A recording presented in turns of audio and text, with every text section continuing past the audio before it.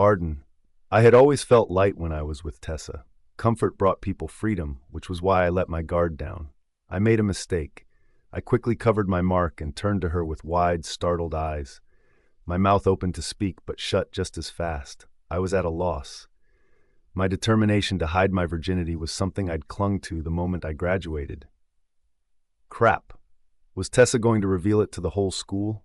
I mean, there was no reason for her to do it, but please don't tell anyone, I pleaded. That's so cool. I paused for a while, turning to her with semi-wide eyes. What? The smile on her face was genuine as she lifted her hand. Can I? She asked, gesturing to the mark. I pursed my lips and nodded.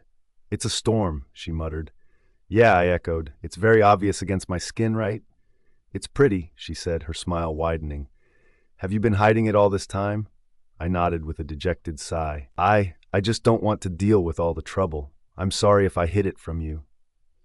Why would you be? She asked, lightly nudging my shoulder. You're not obligated to share these things with other people, and I completely understand where you're coming from. Don't worry, she continued, looking sincerely into my eyes. I'm not going to tell anyone unless you want me to. I sighed in relief, pulling her into a hug. Thank you. Now come on, she said, quickly shifting the topic. Let me fix this dress for you. I chuckled with a nod, turning back around as she worked the strings of the complicated dress. After a couple more minutes, we were finally on our way to the party. Most wolves had their own cars, driving past us with luxury and style. Bus? She asked. I nodded without any complaint. There were a couple of students inside, and they all turned our way the moment we entered. I froze and placed my hand over my scent gland. As we sat, I turned to Tessa and whispered, Is my mark covered well?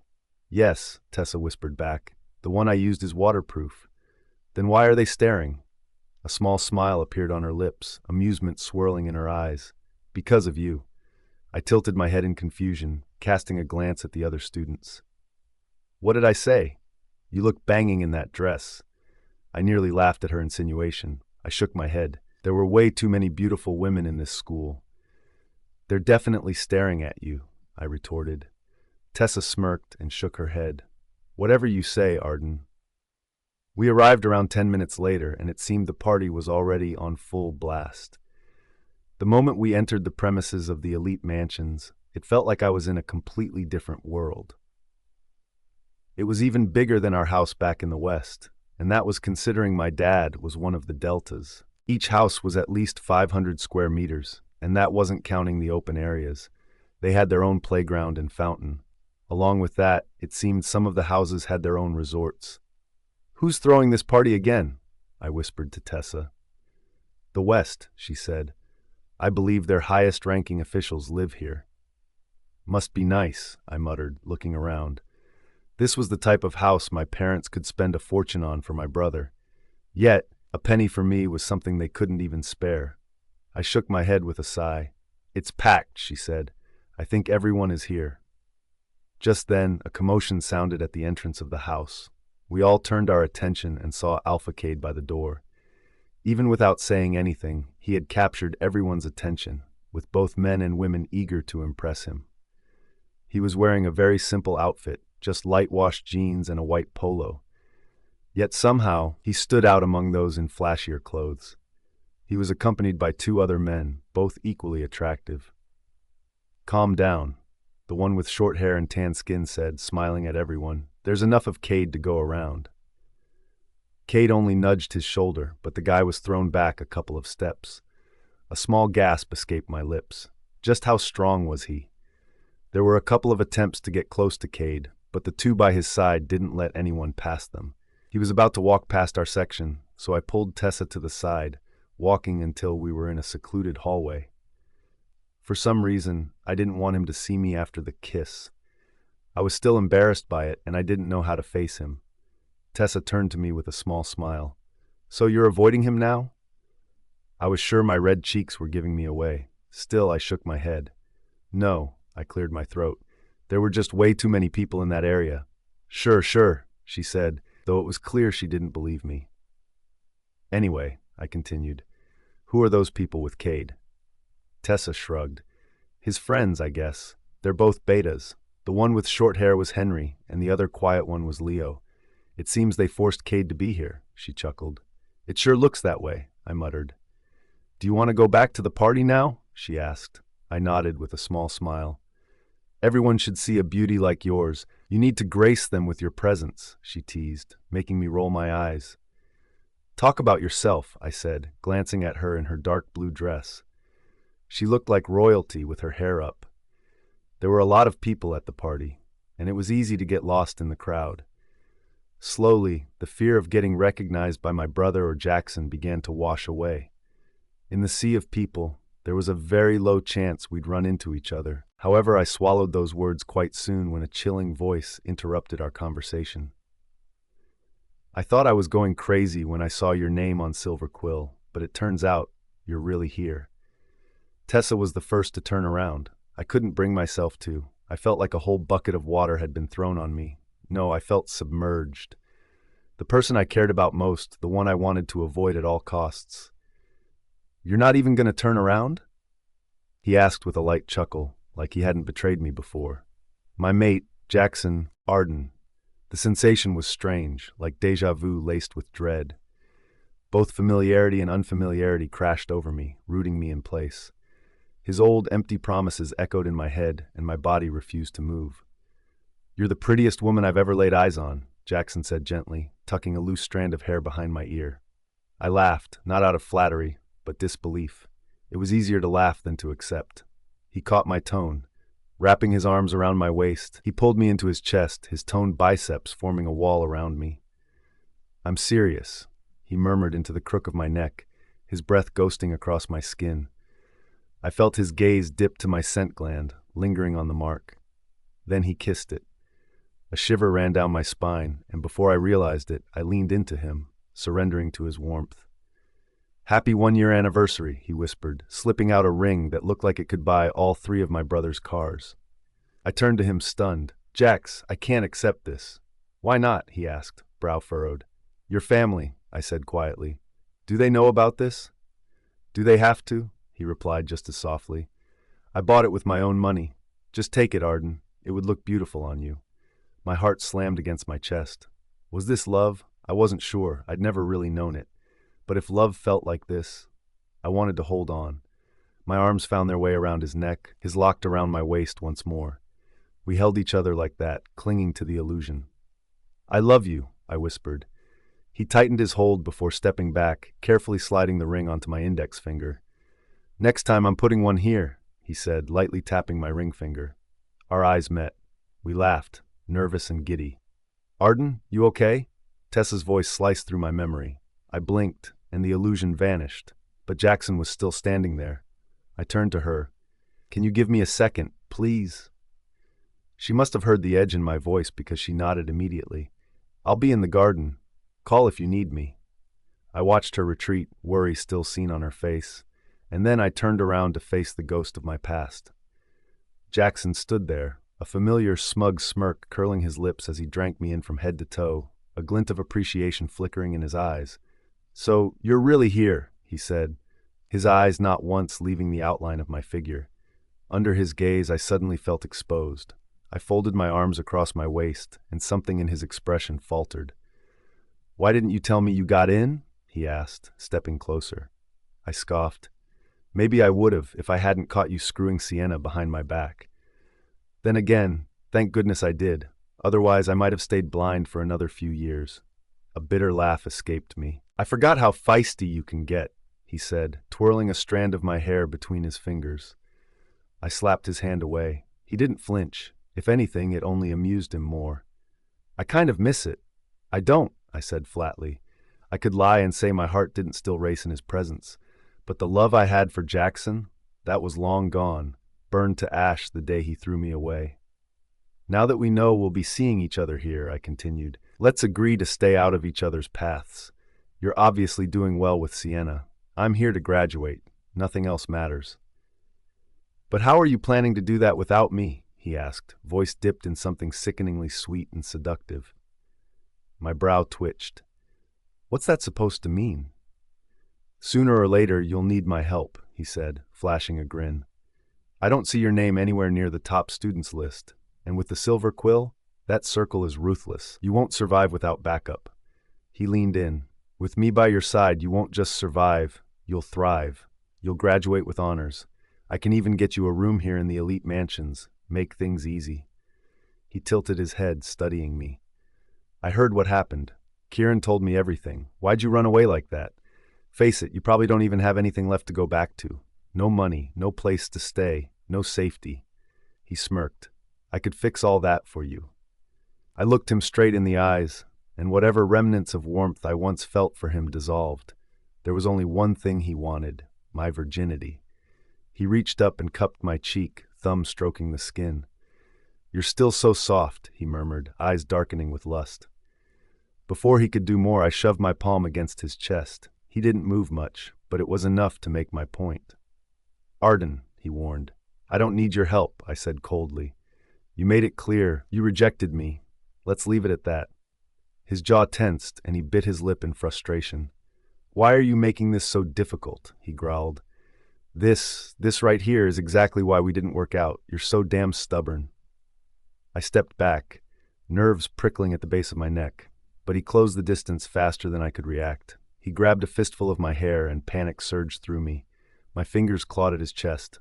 What the hell are you doing? I yelled. Let me claim you, he hissed. We'll rule this place together. No one would dare touch you. Isn't that what you want, huh? No, I screamed, still struggling against his grip. I'm not a virgin anymore. His eyes flared. Liar. We both know you'd never let anyone touch you. You didn't let me. 2 damn years, Arden. And now I'm supposed to believe you just gave it away? Lies, he spat. I tried to cover my scent gland, twisting in his hold, but he was too strong. In one quick motion, he yanked my hair aside and exposed the skin. He froze. His eyes darkened with something deeper. The mark, he whispered. With every ounce of strength I had left, I shoved him backward. I told you, I said, breathing hard. I don't have it anymore. Arden. The look of disbelief was the first thing I noticed in his eyes. However, it quickly changed to that of betrayal, which brought an unspeakable rage in my heart. There's nothing to talk about anymore, I firmly said, setting the boundary. So if you excuse me. However, I nearly forgot just how persistent Jaxon was. He might have gone easy on me during our 2-year relationship, but there were times his attitude showed. Now, he had no intentions of hiding this, making fear run through my veins. He held onto the wrist, caging me in place. His other hand went and scrutinized the mark even more. Thank goodness for Tessa's concealer because it didn't get rubbed off. What are you doing, Jaxon? I exclaimed loudly, hoping someone would hear. However, the party was in full swing, the bass vibrating against the walls. I couldn't even call Tessa because both my hands were preoccupied. As I gazed at the man before me, there wasn't an ounce of love that I felt. Please, I muttered, and he paused for a while, looking into my eyes. Something glazed over them before they disappeared. I forgot just how pretty you were, he whispered, leaning in. My eyes widened, and I tried even harder to push him away. However, Jaxon was strong, probably one of the top of his age bracket. I felt helpless as I clawed at his chest. I turned my head to the side to evade his lips, but he went straight to my neck. He began lapping on the skin, biting at every chance he got. I was sure he had left a mark. Just then, he placed his hand over my chin and forced me to face him. He looked into my eyes once more, and I could see the lust in his gaze. Yes, this is exactly what he wanted. Only this. So fucking pretty, he murmured. Your body must taste delicious. He leaned in even faster, and all I could do was close my eyes. However, just as I was about to lose hope, someone spoke, and Jaxon stopped. I don't think she appreciates it. Taking advantage of Jackson's surprise, I abruptly stepped back, my back colliding against the person who had interrupted us, another individual I had no desire to be involved with, Cade. He always seemed to appear at the most unexpected moments, yet for some reason I felt a wave of relief wash over me upon seeing him. Cade placed his hand over my waist, steadying my body, and in an instant, Jackson's attention shifted to that point of contact, his eyes darkening. Cade, Jaxon said, his tone icy and unfriendly. Jaxon, Cade replied, greeting him with an equal chill. We found ourselves enveloped in an uncomfortable silence for several moments until Jaxon scoffed, stepping back. I see what's going on, he muttered, glancing between Cade and me with a critical eye. With that, he waddled over to Cade, placing a firm hand on his shoulder, squeezing with enough force that I could see the veins in his neck bulging. However, Cade didn't flinch. He merely stared at Jaxon as if he were an unwelcome parasite. "Better be careful with her, Cade," Jaxon warned, his grip loosening slightly. "Take it from one man to another." He glanced at me one last time before striding away, leaving me only able to breathe freely once he was gone. Turning to Cade, I slightly bowed my head. "Thank you." "You don't need to thank me," he interrupted, cutting me off with a deadpan expression. I lifted my head, confusion knitting my brows together. "I didn't save you," he stated bluntly. "You were just in the way. The restrooms are over there, but you're hogging up the space." My cheeks flushed with embarrassment, and I instinctively stepped away from him. He sighed, nonchalantly sticking his hands into his pockets. "I have nothing to do with the drama you and Jaxon have going on. Keep it to yourself, flub." He bent his knees slightly, looking me directly in the eyes. For a fleeting moment, I thought he might lean in closer, but instead, he simply stared at me with an unreadable expression before smirking. "Your face is red," he observed, a teasing lilt to his voice. "Should you be blushing like that when you have something going on with another alpha?" My hands involuntarily moved to touch my warm cheeks, and I shot him a glare. "It's just hot. Don't think you're special." He raised both hands in surrender and walked past me, disappearing into the restroom without another word. I exhaled sharply, feeling a mix of frustration and relief. "What's with him?" I muttered, shaking my head at the entire situation. Even amid my annoyance, I was slightly grateful he had deflected the tension with Jaxon. The upside was that I no longer needed to hide my identity. I just wished he would leave me alone now that he believed I wasn't a virgin anymore. Sighing, I shook my head and made my way back to the party. As I pulled out my phone, I saw the text from Tessa. "I'm near the fountain." I quickly headed over to where she was, inhaling the cool night breeze deeply. It soothed my flushed skin and calmed my racing thoughts. When Tessa spotted me, relief flooded her features. "Are you all right?" she asked immediately. I pursed my lips, nodding. "Yeah, not too bad." It was clear she wanted to ask more, so I sighed, deciding to cut to the chase. She already knew a lot anyway. "Alpha Jaxon is my mate." Her eyes widened, and she nearly toppled into the fountain. I instinctively pulled her back just in time. "Tessa," I murmured, concerned. "Sorry," she replied, her voice breathless. "That's just unexpected." "I know," I admitted. "Does he know?" she asked, glancing at my mark, still hidden beneath my clothing. I shook my head, a small smile creeping onto my lips. "You covered it really well." "Why did he talk to you, though? Did he want you back?" I bit my lip, an uncertainty flooding over me. "Honestly, I don't know." "Do you want to get back with him?" "Heck no," I spat, the conviction in my voice surprising even myself. "Not after he cheated on me with my best friend." Her eyes widened further. Just then, a wave of cheers erupted nearby, revealing Jaxon and Sienna, the other wolves practically worshipping the ground they walked on. Something clicked in Tessa's mind. "Cheers to Alpha Jaxon for hosting this party," someone shouted, and the crowd erupted into a frenzy of celebration, patting Jaxon on the back as he basked in the glory. Sienna clung to him like a leech, her presence suffocating. "That girl," Tessa muttered. "No wonder she has such a heavy aura." I nodded, turning away from the spectacle. "Anyway, do you mind if we leave? I know we just arrived, but—" "Not at all," she said, offering me a reassuring smile. "It's actually pretty boring, and I'm not looking to sleep with anyone at this point." "Thanks," I whispered, grateful for her companionship. Just as we were about to leave, a shout pierced the air. "Watch out!" Before I could react, Tessa's pristine white dress was stained a vivid red. "Arden." Everyone turned to me in an instant. I could see how Jaxon attempted to walk over, but Sienna held him back. I glanced down at my dress and noticed it was stained with the wine sloshing in Sienna's hand. "I'm so sorry," she exclaimed amidst the noise of the party. "I didn't see you there." I pursed my lips, choosing to remain silent as I grabbed Tessa's hand and started to walk away from the scene. Their laughter lingered behind me like a bitter echo, but I tried my very hardest to tune them out. I wasn't a stranger to such antics. When I was in high school, I had experienced even worse bullying. However, it stung even more when it was your past best friend orchestrating this kind of chaos. We made our way out of the sprawling mansion and onto the empty streets. There weren't many signs of life. It seemed all the excitement was contained within the confines of that party. "What a bitch," Tessa muttered under her breath, reaching into her bag for a handkerchief and beginning to wipe the stain off my skin. "Is Jaxon really your mate?" she asked. A small smile appeared on my lips as I nodded. "It's hard to believe, isn't it?" "Yeah," she murmured, her expression growing more serious. "He's supposed to protect you. A mate only comes once in a lifetime." That's what I thought too. But then again, I added, an attempt at humor creeping back into my voice, I dodged a bullet, don't you think?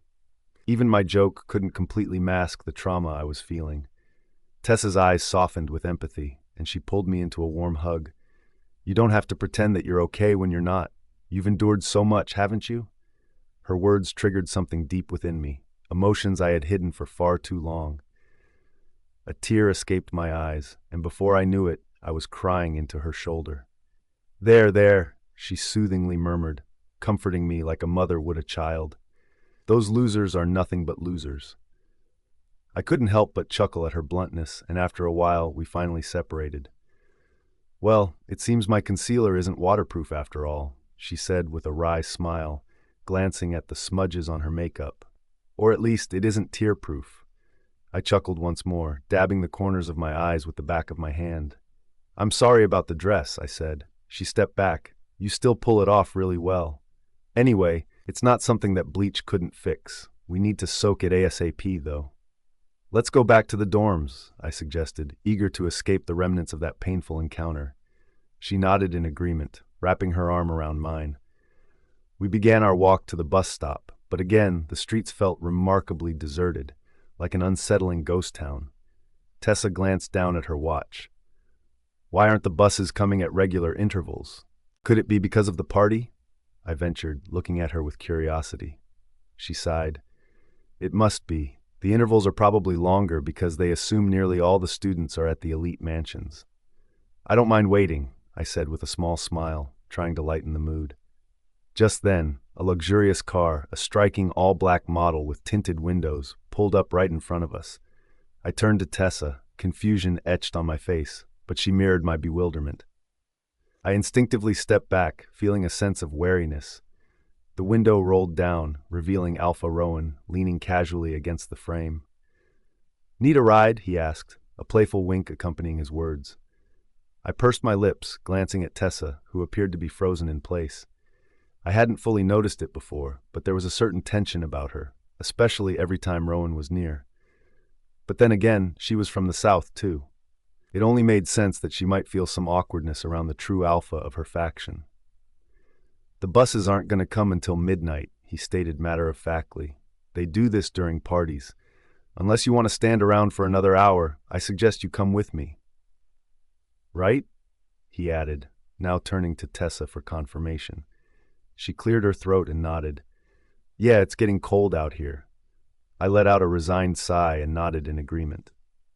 "But you better not do anything weird." Rowan raised both hands in mock surrender. "You don't have much faith in me, teammate," he teased, referring to our group project for Miss Loveson's class. I didn't respond, simply following Tessa to the back seat. "Only one person can ride in the back," Rowan remarked casually. "It's filled with my stuff." Tessa glanced at me before biting her lip thoughtfully. "You can take the front seat," she suggested, a hint of hesitation in her voice. I sighed, finally entering the front seat, where Rowan greeted me with a disarming smile that showcased his perfectly white teeth. The moment I settled in, his scent enveloped me. It was intoxicating. But alongside it lingered something more provocative, an overwhelming aroma of desire and lust, which prompted me to instinctively cover my nose.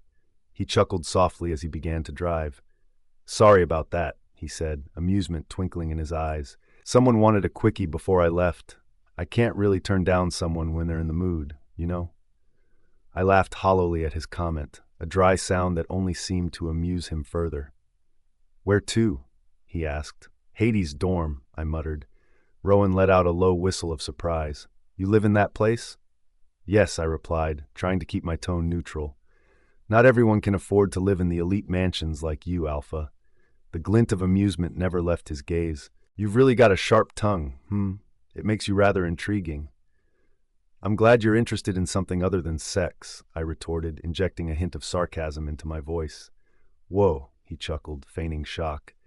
Have I really built that kind of reputation already? Yes, I answered bluntly. A playboy. Who else would suggest a knot for a presentation? It was merely a suggestion, he replied, the smile still lingering on his lips. Besides, it's not my fault that others want me so much. I just can't deny them their quest for real pleasure.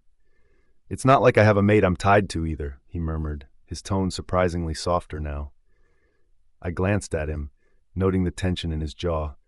I tilted my head, sensing a vulnerability there that I couldn't quite place. However, just as quickly, that vulnerable expression vanished as he turned to me, his cheeky demeanor resurfacing. What? Do you find my side profile handsome?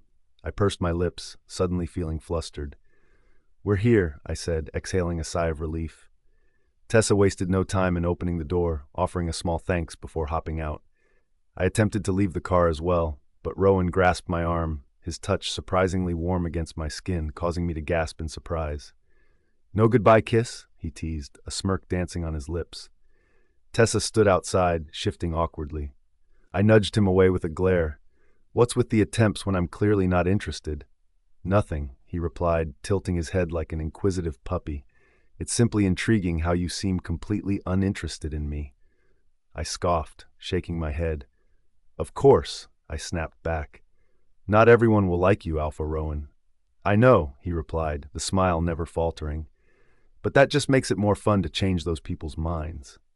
Arden, are you all right? Tessa asked, her brows furrowed with concern as we sat together in the library, waiting for Cade and Rowan to arrive. I was feeling increasingly under the weather, a sense of heat creeping up on me. She placed her hand lightly over my forehead and hissed, "You're hot."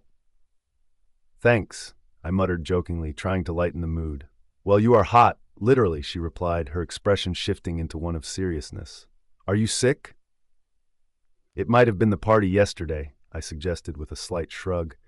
Or perhaps it's the cold showers we take in our dorm. She chuckled softly, but her worry didn't entirely dissipate.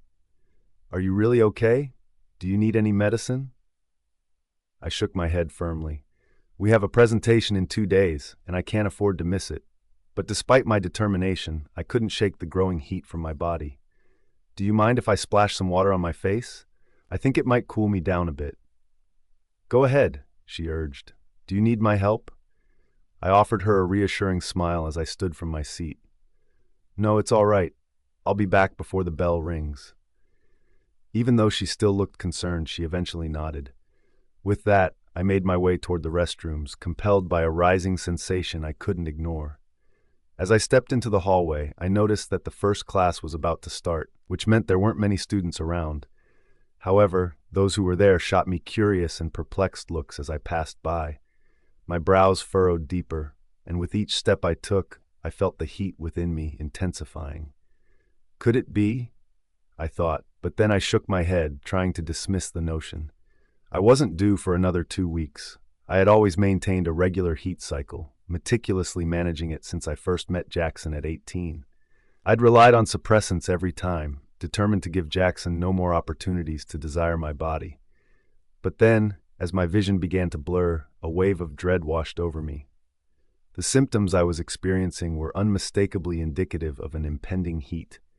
I glanced around the hallways and noticed that they were still populated, although sparsely. A couple of lockers away, 2 men were standing together, their eyes fixed on me. I couldn't detect my own scent, but from the dark gaze they held, it was clear that I was struggling to control my pheromones. Gathering whatever strength I had, I turned to walk away from them, yet I could hear their footsteps growing nearer. I tried to quicken my pace, but my body had its limits. I need to reach the nurse's office, I muttered under my breath. Unfortunately, it was located on the 1st floor, and the thought of using the elevator made my skin crawl. It felt like walking straight into a trap. I hesitated, turning around once, only to immediately regret it. The 2 men had closed the distance between us. "We just want to ask you a question," one of them said, his voice sending a chill down my spine. In the distance, I could see the teacher's lounge. "Nobody's in there, Princess. That's just a cramped old quarters filled with paperwork. The new teacher's lounge is in the other building," the second man taunted. Despite their dismissive comments, I kept moving. If I stopped now, I knew it would be over. Just then, contrary to their claims, someone walked out of the teacher's lounge. To my immense relief, it was Cade, the one person I seemingly always found when I was in trouble. I watched as he stiffened upon seeing me. Before I realized it, I had rushed into his arms. It felt like I had been wandering through a desert, and he was my much-needed oasis. His cool skin against my overheated body was a welcome relief, and I closed my eyes, feeling the effects of my condition intensifying. Cade paused, taking a moment to assess the situation before his gaze shifted to the two men who had been pursuing me. "What are you doing?" he demanded. With that one question, the two men backed away. A soft chuckle escaped one of them as he shrugged. "We were just trying to help, but it seems you can handle it better, Alpha." Cade didn't respond verbally. He simply nodded, and that was enough to make the two of them leave. However, I noticed that the warmth in my body didn't subside. In fact, it felt like it was reaching a scalding peak. His scent was fresh and invigorating. I glanced up at his face and saw how dark his eyes had become. But Cade was truly remarkable. He was entirely in control of himself, and perhaps that was why I felt so safe in his presence. He rubbed the bridge of his nose, and a hint of annoyance in his gaze. "Why do you always end up in these kinds of situations?" "I don't," I murmured, although I knew that ever since I arrived at Elite, such incidents had seemed to follow me. "It's only because you're always there," he scoffed, shaking his head. "So now it's my fault?" "No," I stammered, anxiety creeping into my voice. "Can you please just help me?" His lips pursed as he stepped closer, steering me to a more secluded area. "Where are your suppressants?" he asked. We were nearer now, and I became hyper-aware of his presence. My gaze inadvertently shifted to his lips, those very lips I had kissed before I turned my head away, engulfed in embarrassment. The heat radiating from my body was becoming unbearable. "I don't have them," I confessed. A flash of annoyance crossed his features. "How could you not have them when you're clearly in heat?" "It wasn't supposed to happen this early," I muttered defensively. He shook his head in exasperation and rubbed the bridge of his nose again. I sensed that his emotions were flaring, and his scent grew more potent. Before I knew it, a small moan slipped from my lips, escaping without my permission. Cade froze, his attention snapping back to me, his eyes darkened by dilated pupils. I could see the veins in his hands standing out, likely a testament to his struggle for control in this charged moment. My knees buckled slightly with the way he looked. His breath hitched before he reached for something in his pocket. Suppressants. Did he always have them lying around? "Take this," he said, and I could feel he was on the verge of losing control. However, I was in the same situation. Cold. His skin was so cold, soothing against mine. I wrapped my arms around his, the world blurring around us. "Flub," he muttered. "Get off me right now. You're going to regret it if you don't." However, I couldn't hear anything. All I could feel was how his body felt so compatible with mine. Arden. I felt like that was the first time he had properly called my name, and a small smile appeared on my lips. "Fuck," he cursed, his body already hard as rock. Then, just as I was about to succumb to the pleasure of it all, losing full control of my body, I felt myself get separated from him. A whine escaped my lips, and I looked up at him with the same glassy eyes. He placed the suppressant into his mouth. Then, before I knew it, for the second time, our lips met. Arden. My throat was parched, but it turned out it wasn't water that I needed. The suppressant entered my lips, and I quickly swallowed. I drank his lips like it was the last drop of water on this planet. I could feel the effects of the suppressant kicking in, but even then, I didn't feel like the beating of my heart was slowing down. More. I needed more. I opened my mouth, and his tongue plunged right in, massaging mine. Another moan escaped my lips, and with that, he pulled away, but not without biting my lips. I gasped before unconsciously leaning for more. However, when I saw his face, one that reverted back to its usual nonchalance, I couldn't help but move away. "You're such a handful," he said, shaking his head. I told you, desperation isn't a good look. Despite the remaining heat in my body, I finally stepped away, closing my eyes for a moment out of embarrassment. Why did I do that? I must be out of my mind. It was a good thing it didn't progress to a more sensual deed. With that, I swallowed the annoyance I felt for insinuating I was desperate and let out a small breath. Thank you for your help. Cade shook his head and massaged the bridge of his nose. It was then that I noticed that his cheeks, too, had gone red. And a little lower, I noticed something once again. The tightness in his jeans. They weren't there just a few moments ago, was it? He must have noticed my gaze because he stepped back once more. You still smell too sweet, he muttered. Can't you control your pheromones better? I bit my lip, feeling that familiar sting of embarrassment. Controlling my pheromones has always been a challenge for me. Before I could muster a response, however, he stepped closer and suddenly enveloped me in a hug. For reasons I couldn't quite understand, that simple gesture sent my heart racing even faster than the kiss we had shared. Don't get the wrong idea, he quickly added, prompting me to attempt to shut down the feelings brewing within me. Just protect yourself well, he murmured, stepping back as abruptly as he had come, and without another word, he began to walk away, leaving me reeling in a daze. I stood frozen, unsure of how long I had remained that way, until the sound of the bell ringing jolted me back to reality. The first class was over. I can't read your mind, I muttered to myself as I walked away from the teacher's lounge, the hallways now bustling with other students. One moment he was kind, and the next he was vehemently denying any kindness whatsoever. To add to my confusion, it seemed he wanted nothing to do with my existence. With a heavy sigh, I decided it was best to forget what had just happened.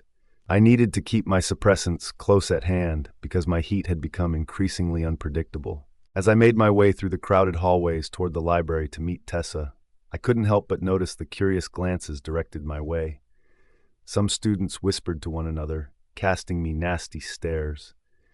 I frowned in confusion, but resolved to ignore them. There were more pressing matters at hand. Finally, I arrived at the library and spotted Tessa, who was waiting for me with an anxious expression. Relieved to see me, she momentarily paused, tilting her head as she assessed my demeanor. Is something wrong? I asked, glancing around. Even in the supposed sanctuary of the library, I felt the other students glaring at me. Did you meet with Alpha Cade? She asked suddenly, causing my eyes to widen in surprise. How did she know? You smell just like him, she added, and I felt my cheeks warm up. I decided to arrive early for our combat and sports class, hoping to take a shower in the gym to wash away the lingering scent of Cade. Throughout the day, students had approached me with completely inappropriate questions, asking if I had slept with him, and some even bluntly asserting that I didn't deserve to be with someone like Cade. No matter how earnestly I denied those claims, the attention wouldn't wane. In an attempt to cover his scent, I even drenched myself with my own cologne. Unsurprisingly, it paled in comparison, and Cade's scent still permeated everything, triumphing over my efforts. So, here I was, alone in the showers, scrubbing vigorously, desperate to wash away his lingering smell. At least, that was the plan until I heard heavy breaths from outside the shower stall. I froze. Those did not sound like female footsteps. Turning off the water, I held my breath and listened intently.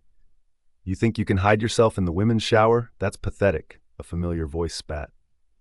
My heart sank as I recognized it was my brother, Kieran, flanked by two other werewolves. Peeking through the small gap in the door, I felt my breath hitch in my throat.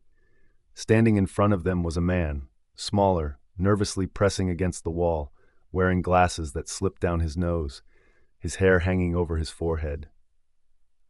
I just went into the wrong room, the boy stammered, his voice shaky. Sure, let's leave it at that, Kieran replied with a mocking smirk, stirring feelings of anxiety within me. Flashbacks of how he had treated me in the past rushed back. Now where's the money for breaking that vase inside the mansion? Kieran demanded. I don't have it yet, but I promised to pay it back, the boy replied. Kieran clicked his tongue in disapproval. You know that's not the truth. You made a mistake, and now you have to live with the consequences. The one thing I hate the most is people making excuses. Or those who try to live outside their own capacity, he continued, poking the boy's shoulder with a menacing look. If you couldn't afford it in the first place, then you shouldn't have broken the vase, Kieran said. If you know you wouldn't fit into the part, you shouldn't have come to the party, he added, his voice dripping with contempt. And if you do not have what it takes to be an elite, then you shouldn't have enrolled, he spat. Kieran lunged forward, sliding his hand into the poor boy's pocket, withdrawing his wallet and extracting the cash inside before the boy could even react. See? Liar.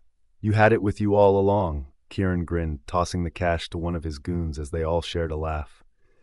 Nice transaction, Owen, Kieran sneered, but you're going to owe me 10 times more before this debt is settled. With that, the trio sauntered away, leaving Owen to process the humiliation he had just endured. I watched him curse under his breath before hastily exiting the area. As I stood there, trying to wrap my mind around what I had just witnessed, a single thought echoed through my mind. I never thought it was possible to resent my brother even more, but somehow he had just proven me wrong. Arden. Shit, Tessa cursed as soon as we entered our dorms. I was still a bit distracted by what had happened in the showers. I couldn't shake it from my mind, especially the look on his face. Owen. I wondered if he was all right. Owen, answer me, Maisie exclaimed, snapping me out of my thoughts. At first, I couldn't believe my eyes. The guy from the showers, Owen, was actually right in front of us, getting scolded by Maisie and two big, burly men who looked ready to strike at any moment. You're behind by a month now, Maisie reprimanded. Our funds are already low as it is. I really don't want to kick you out, but we need the money. If you can't pay for it, then we have no choice but to give it to someone else. Owen pursed his lips and scratched the back of his neck. I thought you had the money? Maisie pressed on. I did, Owen muttered, almost inaudibly. I lost it. That was when everything clicked into place. The money my brother had taken. I felt guilt wash over me, despite knowing I hadn't done anything wrong. We don't tolerate late payments, Maisie warned, and it seemed those big men were about to coerce him into something I wasn't prepared to witness. I'll give it to you by next week, he promised. I swear. Maisie bit her lip and gave him a piercing look. You better keep your promise. You've already broken the last one. Yeah, I'm sorry, Owen muttered, and once again, my heart felt squeezed by guilt. With that, Owen turned and walked away from the tense scene, heading toward the door. Tessa stepped aside, but I couldn't bring myself to move. In the end, our shoulders bumped against each other. He paused for a moment, looking into my eyes. His were bloodshot, as if he hadn't slept well in ages. But aside from that, it felt like I was staring into a reflection of my own struggles. Suddenly, his eyes turned cold, a flash of disdain crossing his features, making my breath hitch. Move, he muttered, giving me a gentle push. Tessa caught my shoulders, steadying my stance. With that, the two of us walked to our room. Isn't it a bit brutal? I murmured, turning to Tessa as she opened the door. What do you mean? She asked, glancing back at me. Maisie, I replied, my voice low. It is pretty harsh, she conceded, closing the door behind us. However, I get where she's coming from. The dorms operate on the fees they collect from residents. This dorm is already the cheapest option among everything here at Elite, but we still have to pay the same dues to the school. That's why our utilities are so subpar. What about those two men? I inquired. They're residents here too, Tessa explained. I don't think they're going to harm anyone. They'll just coldly throw out those who don't pay on time. I sighed and leaned against the wall, feeling utterly drained. My worry for Owen lingered, and I wanted to do something to help. However, I realized that I was in the same predicament as him. I was fortunate to have paid the deposit, so I had until next month to come up with next month's rent. But I needed to save up money now. We can work during our free time, right? I asked, capturing Tessa's attention. She turned to me and nodded. Yeah, I guess so. Do you need a job? Desperately, I muttered. Her expression softened. Don't worry. Although it's rare, it's not impossible. I think the cafe running near the premises is hiring. My ears perked up at her recommendation. Really? Yeah, it's a newly opened place. I heard it from some of my classmates from this one class. I quickly threw on a jacket before grabbing my keys. Wait, where are you going? She asked, her eyebrows raised in surprise. To go and ask if they need more people, I replied innocently. Tessa shook her head in amusement. All right, I'm cheering for you. Fortunately, it seemed that the cafe was in dire need of new employees. It was called Evermore, and it had experienced a soft opening just last week. The demand was far greater than they had anticipated. The manager took one look at me and declared that I was perfect for the role. I wasn't sure whether to take that as a compliment, but I was glad I could begin the next day. I tied the apron around my waist and pushed my hair back, smiling at my reflection in the mirror. Glancing around the staff quarters, my smile widened. With this job, I would be able to cover my dorm fees and start saving up for my tuition for the next semester. As I shut my locker, I was greeted by a surprising sight. Owen, the guy from the showers, walked into the room, making his way to his locker while sipping from a water bottle. He wore an apron, a hairnet, and had flour dusted all over his clothes, so I assumed he must be working in the kitchen. You're working here? I blurted out before I could stop myself, eager to strike up a conversation. Having a friend on the job didn't seem like such a bad idea after all. However, he merely glanced at me, closed his water bottle, and shut his locker before exiting the room. I puffed air into my cheeks and shot a semi-glare at the door as it swung closed. Would it hurt to answer with just one word? I muttered under my breath. Quit trying to make friends with random people, honey. Why would you need to do that when I'm already here? A startled scream escaped my lips as I turned to the side, or rather, to the ground. There, on the bench in front of the window, someone was sleeping with a book covering his face. My heart raced. Since when had he been there? I hadn't sensed his presence at all. He lifted the book from his face, and I instinctively stepped back. What are you doing here? I exclaimed, staring at him in horror. Rowan merely smirked, casually lounging as he leaned his elbows against his lap. He looked me up and down, licking his lips in an appreciative manner. You look really nice in that apron. Answer me, I insisted, attempting to brush off his compliment. A loud laugh erupted from his lips. You never fail to amuse me. My brows knit together in confusion. What was there to find amusing? Answer me, or else I swear I'm going to report you to the manager, I warned, frustration bubbling inside me. He simply smirked and leaned back against the wall. Sure, go ahead. I'm sure the manager will only report it back to me, though. Huh? I stammered, taken aback. I'm the owner of this cafe, honey. Arden. Thank you. Have a nice day, I said with a bright smile as a customer snatched her drink from the counter. She was preoccupied with her phone, reaching out instinctively for the cup. I had to aim it into her hand, ensuring she could grab it without looking away from her screen. With that, she strolled out without any further acknowledgement. Still, I maintained my smile. It beat the countless men trying to shove their numbers at me any day. I glanced out the window and noted the darkening skies. The cafe was nearly empty, with only a few stragglers coming in for takeaway coffee as closing time approached. I sighed in relief and smiled softly to myself. I had survived my first shift. You know, I've never done it in a cafe. Sex, I mean. I've been adventurous in various places, but not here. Wouldn't it be thrilling to fulfill that fantasy? Well, almost. Out of everyone I encountered today, my boss might just be the worst of them all. I ignored him, focusing on wiping the counters clean. My gaze flicked to the clock. Only 10 minutes left. I could endure his relentless flirting until then. At least, that's what I thought. After serving the last customer, I wrapped up some final tidying before heading to the locker room. To my dismay, Rowan was still lingering there. He crossed his arms in front of his chest, leaning nonchalantly against the wall, a smirk plastered across his face. Does the owner really have to be here all the time? I asked, trying to sound nonchalant. His smirk widened. Well, it's the owner's prerogative, don't you think? After all, he does own this place. I removed my apron and stashed it in my bag, reordering my items and gearing up for departure.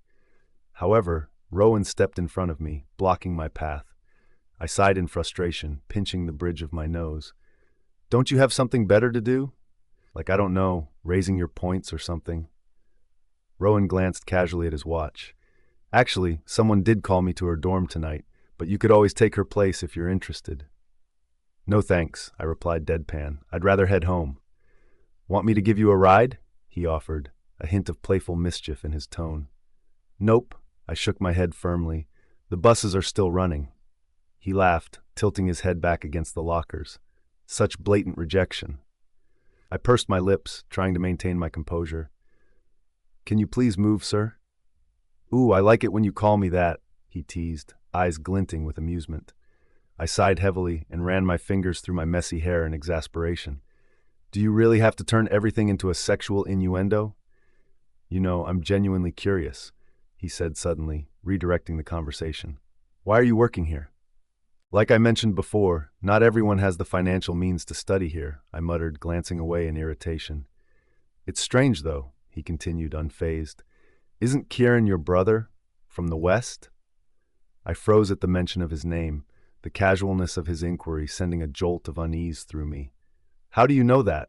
He shrugged nonchalantly. I heard it from a girl I was fucking from the West. I bit my lip in frustration. Anyway, I don't think it's any of your business. I'm leaving, I declared, determined to exit this awkward exchange. On my way out, I bumped into his shoulder. He must have been caught off guard because the next thing we knew, his hand slipped and grazed the edge of a locker. This place was still under renovation, which meant there were a lot of sharp edges everywhere. Blood dripped from his hand, and he hissed in pain. I froze in my spot, suddenly feeling a surge of guilt, even though I knew it wasn't entirely my fault. Still, I couldn't just stand there and do nothing. With that thought, I grabbed his arm, surprising even him. What are you doing? He muttered. I fished out some napkins from my bag and applied direct pressure to his wound. So now you're not hesitating to touch me? He remarked, a teasing lilt to his tone. Can you shut your mouth for a moment? I snapped back. To my relief, he fell silent, allowing me to drag him toward the bathroom where I could properly wash his wound with water. It's going to heal on its own. Just leave it, he insisted. You're a werewolf, not a god, I muttered under my breath. You at least need to cover it. Wounds like this still hurt. I focused intently on his wound, leaning in closer for a better look. I could feel him stiffening under my hold, but I chose to ignore it, determined to take care of him. Using my handkerchief, I wrapped it around his arm. The fabric was pink and adorned with hearts, a sharp contrast to his rugged demeanor. There, I said, unable to hide the smile creeping up on my lips. He actually looked ridiculous wearing it. Stepping back, I looked up at him, still grinning. You're going to wear that on your one-night stand, huh? I teased lightly. Our eyes met, and my smile faltered slightly as I caught the intensity of his gaze. He usually wore a joking expression when we spoke, but in that moment he appeared serious. More serious, even, than when we had been working on our project for Miss Loveson's class. I puffed air into my cheeks, trying to stifle another smile, and then hoisted my backpack over my shoulders once again. I'm really going, I muttered. Just be careful next time. With that, I moved past him, making sure to tread carefully this time. To my surprise, he didn't say anything further. He stood there, completely frozen, as I walked out of the cafe. Once outside, I entered the school through the pupil scanner and headed to the bus stop. It was then that I noticed Owen was also waiting there. I wasn't quite sure what compelled me to speak to him, but somehow I did. As soon as I reached the bus stop, I sat down next to him and launched into conversation. Hey, I said cheerily, trying to break the ice. He merely glanced at me and adjusted his earphones further into his ears. I pursed my lips, feeling a hint of awkwardness, but pressed on. I think we're heading to the same dorm. Do you want to go together? I suggested, hoping to bridge the gap between us. Do whatever you want, he muttered dismissively. I chuckled awkwardly, turning slightly to the side. All right, the next bus should be here soon, I continued, trying to fill the silence. I guess we'll have to see each other more often since we work in the same cafe. My name's Arden, by the way. You talk too much, he said suddenly, halting my spirited chatter. Why are you even talking to me? I paused for a moment, reflecting on the sincerity of my answer. A friend at work would be nice, I replied. A scoff escaped his lips, and just then the bus arrived. He stood up, brushing past me without a backward glance. I don't need such things, he said, his tone final as he stepped away. Arden. In conclusion, Cade began, looking around the room. He spoke with authority that the others couldn't help but watch and listen. Most of our classmates were dosing off due to the number of presentations. However, the moment our group stood in front, they came alive. It was going really well.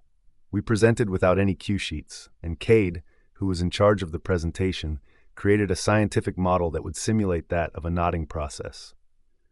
It was a surprise for us, too, and I couldn't believe he had done something like it while going through all the classes and leading his faction. Nodding in werewolves can be understood as a biologically adaptive copulatory mechanism, wherein an erectile bulbous glandis at the base of the phallus temporarily swells to ensure prolonged intromission, thereby maximizing reproductive success through sperm retention, an evolutionary trait optimized for species with high competition and instinct-driven pair bonding, he ended. The classroom was silent for a moment before our classmates burst into curt cheers. Just then, Miss Loveson stood up and clapped her hands together. That model in the middle of the presentation, did the group do that? We all turned to Cade since he was the one responsible for it. However, he merely nodded, offering no further explanation. Miss Loveson smiled in satisfaction. I liked it. Very realistic. You may go back to your seats. We all bowed politely as Cade grabbed his laptop. I couldn't help but glance at him once more as he nonchalantly returned to his seat. The more I watched him, the more I struggled to figure him out. Meanwhile, I inadvertently bumped into Rowan's back. He turned around just in time to catch me before I fell. Oh, thanks, I said softly, looking up at him. I expected him to make a flirty remark like he always did, but instead, he moved away and muttered something incomprehensible under his breath. I tilted my head in confusion as I sat back down. Well, anyway, good job to all of you, my students, Miss Loveson said with a smile. I had high expectations for elite students, and you certainly didn't disappoint. As much as I would like to give each of you extra points, there needs to be a winner. I've given it a lot of thought, and today I plan to reveal it. I also spoke to Headmaster Winters about it, and he agreed to give each member of the winning team 50 points. The classroom began to buzz with whispers. 50 points was a significant boost, especially since we were still early in the curriculum. I had only accumulated 10 points so far, so this would be a great help. Congratulations to the last team that presented, Miss Loveson announced. My breath hitched, and I turned to Tessa, filled with joy. She wore a wide smile, too, and we clasped hands under the table to suppress our excitement. As promised, Miss Loveson continued with a smile, your points have been updated in real time and you are exempt from the quiz. You may use this time as a free period. The others turned to us with envy. However, they couldn't refute the decision. Tessa and I grabbed our bags and made our way out of the classroom. I heard Cade's and Rowan's footsteps behind us, but I didn't mind at all. I was too happy about the outcome. The moment we exited the classroom, Tessa and I began to jump up and down in delight. It felt wonderful to celebrate with someone like this. I had never had the opportunity to be this excited with Sienna. I opened my phone to verify the updates, and I was thrilled to confirm that it was indeed real. Are you really that happy? Cade asked, catching my attention for a brief moment. Nothing he said could dampen my mood. Yeah, I replied, a grin spreading across my face. It's great. We worked hard on it. You did a fantastic job on the model, I said, genuinely complimenting him. Cade pursed his lips and looked away. I then turned to Rowan and gave him a thumbs up. You did great with the introduction, too. We wouldn't have captured everyone's attention without you. Once again, instead of responding with a quick, flirty remark, he turned to the side. I noted the way his ears turned red, but I inferred that he was also pleased about the outcome. It's just a presentation, Cade muttered, but I still heard it. Is my happiness that shallow? I asked, tilting my head as I looked at him. He didn't respond, which left me puzzled. Even if that's the case, I think we should celebrate the small victories. The elite program is already as competitive as it is. If we downplay such accomplishments, wouldn't it be even sadder? I know these points may seem insignificant to the two of you, but I still wanted to congratulate our team, I added, glancing between the two of them. Tessa smiled and chimed in, Yeah, we did great. Cade was looking at me with yet another unreadable expression. It seemed he was drinking in my features. I couldn't handle his gaze, so I absent-mindedly wiped my face. "Do I have something on my face?" I whispered to Tessa. She quietly shook her head. With that, Cade walked away without another word, leaving me feeling confused. Rowan followed quickly after him. "See you later at the cafe?" he muttered, unable to meet my eyes. "Those two are acting so weird," I whispered. With that, Tessa and I decided to head to the cafeteria to grab some coffee while waiting for our next class. Just then, Sienna emerged from the restroom in front of us. I came to a halt for a moment and frowned. Then, she strolled past the two of us, but not without uttering a parting shot. "Attention, whore." "Arden, welcome to Silver Quill," Miss Loveson greeted as she stood before us. I noticed Fort standing to the side. As soon as our eyes met, he waved. I returned the gesture with a brief smile before shifting my focus back to Miss Loveson. This is a highly independent group, and as I, too, carry many responsibilities as a teacher, I need someone to act as the representative for the freshmen. Fort, over here, has the highest grades among all seniors, and consequently represents them. Now, who would like to volunteer among the freshmen? Most students turned their attention to Elias, and I found myself glancing at him too. To my surprise, he was looking back at me with a spark of curiosity. Part of me longed for such responsibility.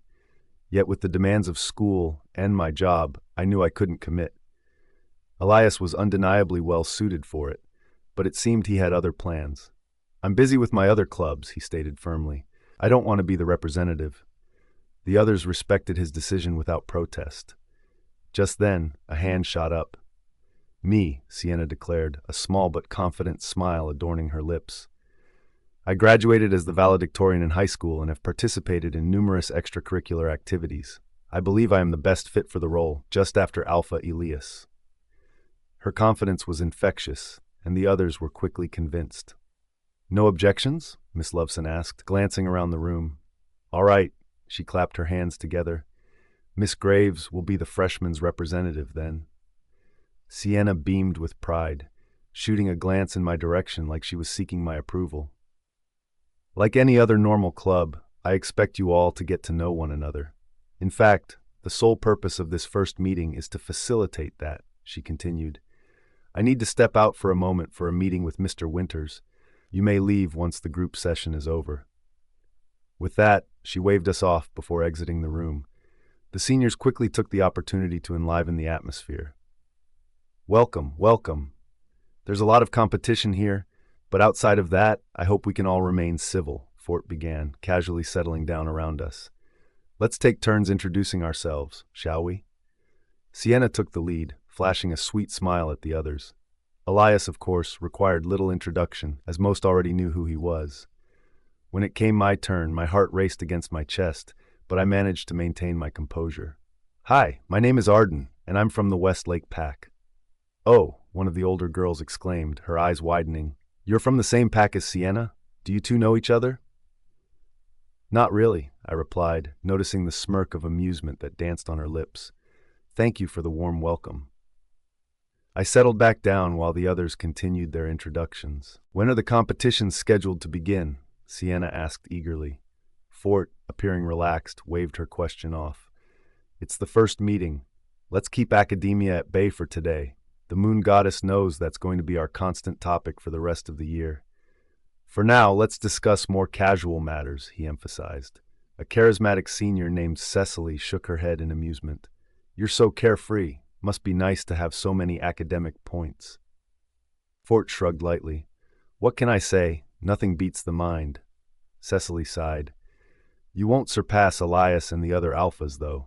Their points seem to be socially distancing themselves from the rest of us." Fort raised both hands in playful surrender. "I don't have any plans on catching up with them. I'm loyal to you, aren't I?" he asked, nudging Cecily's shoulder, which caused her cheeks to flush a deep shade of red. "Oh, get a room," another senior called out, prompting groans from the others. Yet I couldn't help but smile. So, they were in a relationship? I thought it was rare in this school to witness such loyalty, yet it wasn't completely gone. "Yeah, it's hard catching up to your points," a male senior chimed in, leaning closer to Elias. He attempted to throw a casual arm around his shoulder, but the icy aura emanating from Elias made him withdraw it immediately. It's getting harder with all the true alphas around, he continued, frustration seeping into his tone. Nearly all the women on campus exclusively want them. My only chance here is by meeting the virgin and securing a night with her. There it was, the dreaded topic about me. Why were they so obsessed with it in the first place? Before I could stop myself, I opened my mouth to speak. Why? Does the school have this system? And what's with the obsession surrounding someone's purity? The conversation fell into an uncomfortable silence, and I pursed my lips, suddenly regretting my question. Elias turned to me with a small smirk while Sienna wore her disdain openly on her face. Well, that's a first in a while, Fort muttered. I guess we've become so accustomed to it that we don't even bother questioning the system. It's what others thrive on. I tightened my lips. Hasn't anyone else found it strange? It is, Cecily murmured. We're defined by our points, and those who don't make the cut are brutally kicked out. However, one of the boys interjected, Mr. Winters claims it's merely a representation of the real world. He's part of the United Factions, so we know he worked hard to earn his position. Most of us treat him like a friend, thanks to his disposition, but deep down, the students have a strong respect for him. My brows knitted together in confusion. None of it made sense to me. Anyway, Fort said, clapping his hands to shift the topic, it's probably better not to dwell on the system. Yeah, Sienna added with a smirk. Those who can't handle it should just leave. This has been the way for years. It's not going to change anytime soon. I nestled deeper into my thoughts and glanced away. Was I really the only one who found this unsettling? Did I just need more time to get used to it? My reflections were interrupted once more when Fort broke the silence. But the virgin's identity still hasn't been revealed, right? Yeah, that's strange, the male senior replied, scratching his head. She should have outed herself the moment it started. The true alphas would have their eyes on her, and she'd essentially become a prized possession. I bit my lip to keep from voicing my thoughts. They talked about being treated like an object to be flaunted, as if it were something to take pride in. I noticed Cecily biting her lip as well, clearly in disagreement with the male senior's views. Anyway, he persisted, nudging Elias with an elbow, I'm sure you've already got your hunch. So tell me, Alpha, do you know who she is yet? Elias kept his gaze fixed on the table, but a sly smirk flitted across his lips. With that single expression, his next statement sent a chill through my body. I would be lying if I said I didn't have a clue. Arden. Does he know? Those words echoed in the back of my mind as I made my way out of the silver building. The others had laughed it off when Elias insinuated he had a clue about who the virgin was. I had to force myself to smile in response, not wanting to raise any suspicions. Elias didn't glance at me even once after that, yet I couldn't help but wonder if he had said it as a passing, irrelevant comment. I glanced back to see Elias swarmed by the other members, who eagerly asked for his number and fawned over him. With that scene in front of me, I hastened my steps, eager to put as much distance as possible between myself and their gaze. There was no way he could know. Aside from Tessa, no one else had the slightest clue. Kieran had never shown any interest in me, but I was fairly certain that Jaxon had already informed him of my transformation from the prude he once knew. I checked my phone and noted that I still had about half an hour before my shift began. It seemed like a good time to grab some snacks from the common cafeteria. As I made my way there, I pushed aside the thoughts of what had transpired during the Silver Quill meeting, determined to focus instead on something mundane. However, just as I stepped into the hallways, I was met with yet another unfortunate sight. Jaxon and Sienna, along with my brother and some of the other high-ranked youths from the West, were gathered around Owen. My brother had his arm wrapped around him in an unfriendly manner, dragging him toward the opulence cafeteria with an unsettling grip. I hung back a bit, concealing myself behind a post, and observed their interaction. "Have you ever been inside before?" Kieran teased, nudging Owen's side. Owen flinched and tried to pull away, but it was futile against my brother's strength. Jaxon and Sienna merely watched the scene unfold, unbothered, as they fiddled with each other's hands. "I'm not allowed in there," Owen muttered. "Can you please let me go?" "Aw," Look at Owen asking oh so nicely for me to let him go. Kieran chuckled, and the laughter from the others followed. My brows furrowed in disapproval. There was nothing funny about this situation. Did their pride and ego render them incapable of recognizing the absurdity of their cruelty? How about this? I'll let you in there for free. What do you say, huh? I'm sure someone like you would want to see the cafeteria reserved for the likes of us. Kieran continued his taunts. No, thank you, Owen replied firmly. I have somewhere to be. With that, he managed to slip away with surprising speed, but Kieran didn't take kindly to his escape. In an instant, he grasped Owen again, wrapping his arm around Owen's neck and pulling him close. Kieran dragged Owen toward the opulence cafeteria, and my hands clenched tightly at my sides. I found myself in a dilemma, torn between the urge to intervene and the daunting reality of my brother's overpowering presence. Others walked past the scene, seemingly oblivious to the turmoil unfolding, some even giggling with amusement. I felt compelled to intervene. How could I criticize these bystanders while I remained a passive observer at this damn post, too? Before I fully processed my thoughts, I found myself striding toward the opulence cafeteria, my initial hesitation giving way to a surge of courage. As I entered, the atmosphere of regality enveloped me. However, it was accompanied by a sense of hypocrisy. The tables and chairs, a stark contrast to those in the common cafeteria, resembled pieces plucked straight from million-dollar homes. At the center of it all were Owen and Kieran, the former radiating discomfort.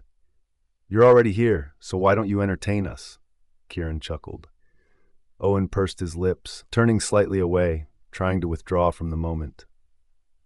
You didn't think you'd come here for free, did you? Kieran taunted. Then he stood and grabbed a piece of steak, shoving it into Owen's mouth, which only drew laughter from the others seated nearby. My heart raced at the vile display of bullying taking place before me. I scanned the room, hoping to find at least one person with a semblance of sanity. While a few were entertained, most cast their eyes downward, appearing afraid of the repercussions of standing against Kieran and his crew. I even provided you a meal, Kieran chuckled. Show the hand that feeds you some kindness by performing for us. What are you guys in the mood for? A song? A dance? An act? He asked, parading around the room, pointing at others as he did. Monster, I muttered under my breath, my hands shaking from an emotion I couldn't quite identify. Fear? Disdain? Make him act like a dog! Sienna exclaimed carelessly while reapplying her lip gloss. The others jumped on board, chiming in with suggestions, their enthusiasm frightening. It felt like a betting ground filled with the most depraved college students imaginable. The crowd has spoken, Kieran announced, his voice rising to command everyone's attention. Act like a dog for us, Owen. Owen's lips were pursed tightly, and from my vantage point, I could almost see a black cloud gathering over his head. I didn't pity him. I felt a fierce anger rising within me. No one would want to find themselves in such a humiliating predicament, yet escaping it seemed nearly impossible. Owen remained motionless, casting his gaze downward in silence. Kieran, embarrassed by Owen's lack of response, gripped his shoulder, causing Owen to flinch. Don't embarrass me now, you rascal, he said through gritted teeth. I brought you here for a show, and you are going to deliver, whether you like it or not. Please let me go, Owen pleaded desperately, but his words only sparked amusement among the others. What was that? Kieran teased, leaning in closer. Say it louder. Please just let me go, Owen repeated. Silence fell for a moment, and I could see Kieran's smirk widening maliciously. No, he replied casually. Not unless you act like a dog for us first. Do it now, while I'm still asking nicely. I might even consider reducing the amount of your debt if you perform well. My breath hitched as I noticed a flicker of hope in Owen's expression. He lifted his head slightly, and for a moment I genuinely believed he might comply. No, I was certain he was going to go through with it. But at that moment I stepped forward, my voice ringing clear above the crowd. Let him go. Arden. The others turned to me in an instant. The opulence cafeteria grew silent for a heartbeat, only to erupt shortly afterward with whispers. Who is that? Is she crazy? Does she realize who she's talking to? I've never seen her before, but how dare she speak to Kieran like that, especially with true alpha Jaxon sitting right behind him? People were quick to question my audacity and credibility, coming out in defense of my brother and his friends, who had clearly sinister intentions, all due to their status in our social hierarchy.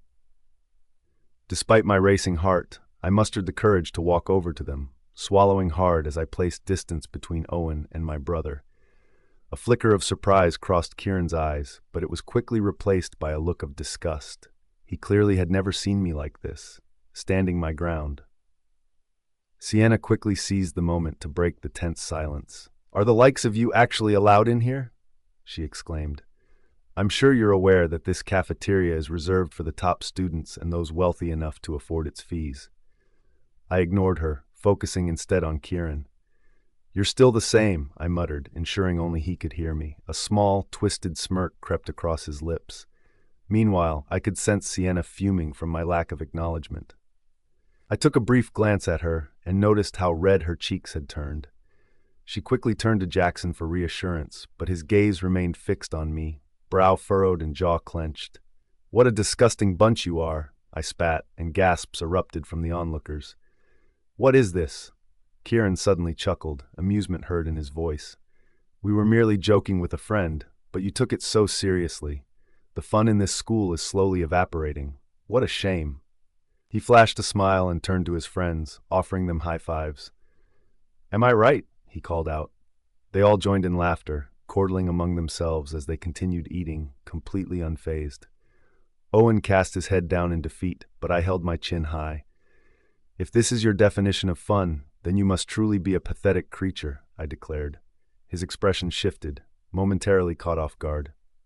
"You think you're superior to everyone else simply because you can afford to be here. You insulted him, extorted him for money, and made him act like a dog stripped of dignity," I continued. "You flaunt your confidence like a diamond, but in reality, you are nothing but rotten on the inside. You possess only your pride, projecting your insecurities onto someone innocent. It's utterly pathetic," I cursed. "And of course, you and your friends hype each other up because you share the same 3 brain cells." The cafeteria fell silent once more, in disbelief as they processed my audacity in addressing someone as influential as Kieran. Even Sienna was left speechless, a rare occurrence for someone with such a fluency of insults at the ready. I expected Kieran to erupt in anger, as he often did. He was the middle child, but he acted like the youngest, whining when he didn't get his way, punching walls when frustrated, and breaking more plates than I could count in moments of rage. However, to my astonishment, he replied with calmness. "Who cares?" Those 2 simple words dripped with a nonchalance that sent my frustration bubbling over. "I have the money, I'm capable, and I rank in the top 100 students with the most points. That's why I'm here," he continued, his eyes glinting with self-satisfaction. "How about you?" he challenged, and the silence was filled with the mocking chuckles from his entourage. "And you accuse me of something as grave as bullying? Extortion? Do you have any proof?" I froze, glancing at Owen, whose unease had intensified. "I wouldn't engage in such things. I'm a model student," he smirked, a condescending smile stretching across his face. "If you claim to have proof, then by all means, report it to Headmaster Winters. I won't retaliate in the slightest. You see, there have been a lot of accusations about me, but none have ever been proven to be true. However, you are the first person to make a scene and publicly accuse me of such things. I have plenty of witnesses who can attest that you are actively trying to ruin my reputation." "And what? I'm acting high and mighty. I have every right to do so," he continued, not giving me an opportunity to retort. "I stand by my word. The elite is only for the—" He turned to his friends, who answered in unison. "Elite. Why else would the school be called such? There are increasingly more students who fail to meet the required grades, standards, and wealth. Despite our efforts to accommodate individuals like you, it's clear that you are ungrateful. I'm giving Owen a chance to be here. Otherwise, he would have never had the opportunity to catch a glimpse of these facilities. He's a poor—" Before he could finish that thought, I snatched a banana smoothie from their table and threw it directly in his face, finally rendering him speechless. Some of the smoothie splattered on the students sitting nearby, causing them to stand and gasp in shock, staring at me in disbelief. Kieran stood there, banana smoothie dripping from his perfectly coiffed hair, the shock on his face gradually shifting to fury. His friends didn't dare laugh now. In fact, a heavy silence fell over the table. I wiped my hand on the napkin beside his untouched dessert and locked eyes with him, not backing down. "Entitled," I said flatly, my voice echoing throughout the room. "That's all you are." He opened his mouth to respond, but I didn't allow him to speak. "If this is your notion of what makes someone elite, throwing your weight around, humiliating others, and hiding behind your status and privilege, then I'm grateful to not be part of it." I turned to face the entire room, meeting the stares of the students who sat frozen in their seats, wide-eyed. "If this school believes this is the standard," I continued, raising my voice, "then perhaps it's the system that truly needs changing." A chair scraped against the floor as Jaxon stood, his true alpha aura commanding attention. But I didn't even glance at him. Instead, I focused on Owen, who was trembling. I took his wrist and began to walk away. By the door, leaning casually like they'd been there the entire time, were the three other true alphas. They had been watching from the beginning, choosing not to intervene. But even then, I didn't stop. I held Owen's hand tighter and pulled him out, never once looking back. Arden. I continued dragging Owen away with no final destination in mind, muttering curses under my breath. It was only when he pulled his hand away that I finally came to a halt. I let out a deep breath and turned to him. He didn't say a word, but I could clearly see the relief in his eyes. With that, I ran my fingers through my hair and closed my eyes, attempting to steady my breathing. "Are you always this courageous?" he asked, breaking the silence that had settled around us. A small smile crept onto my lips. "No," I muttered, "not really." "That's hard to believe," he replied. "You really didn't have to do all of that, you know," he added. "I told you, I don't need help." "Let's just say I didn't do it to help you," I clarified, "but because I was genuinely annoyed by Kieran." He sighed, crossing his arms defensively before turning to the side. "There's no use arguing with people like him. It's only going to make things worse. I promise he'll come back even stronger than ever." My brows furrowed deeply in frustration. "We can report them to the administration. There's something that can be done to seek justice." A scoff escaped his lips as he looked deep into my eyes. "It must be nice to have some kind of hope." "I'm afraid your mindset is far from reality," he said with a dismissive tone. "So, I'd appreciate it if you didn't try to help me anymore. I'm already having a hard enough time as it is." I pursed my lips, feeling a sudden sting in my heart. "I was just trying to help." "You're not helping at all," he snapped, anger suddenly filling his voice. Yet even in that moment, he didn't leave. Despite the pain swelling in my chest, I made an effort to understand him. "Kieran is my brother," I finally revealed. He turned to me with wide eyes, disbelief seen across his face. I wasn't entirely sure why I was sharing this with him. After all, he was practically a stranger, but something compelled me to let him in on this part of my life. He's as terrible here as he is at home. We're only a year apart, yet he has never treated me like a sister. Instead, he has turned me into a tool to make himself feel better, like he is better than me in every single way.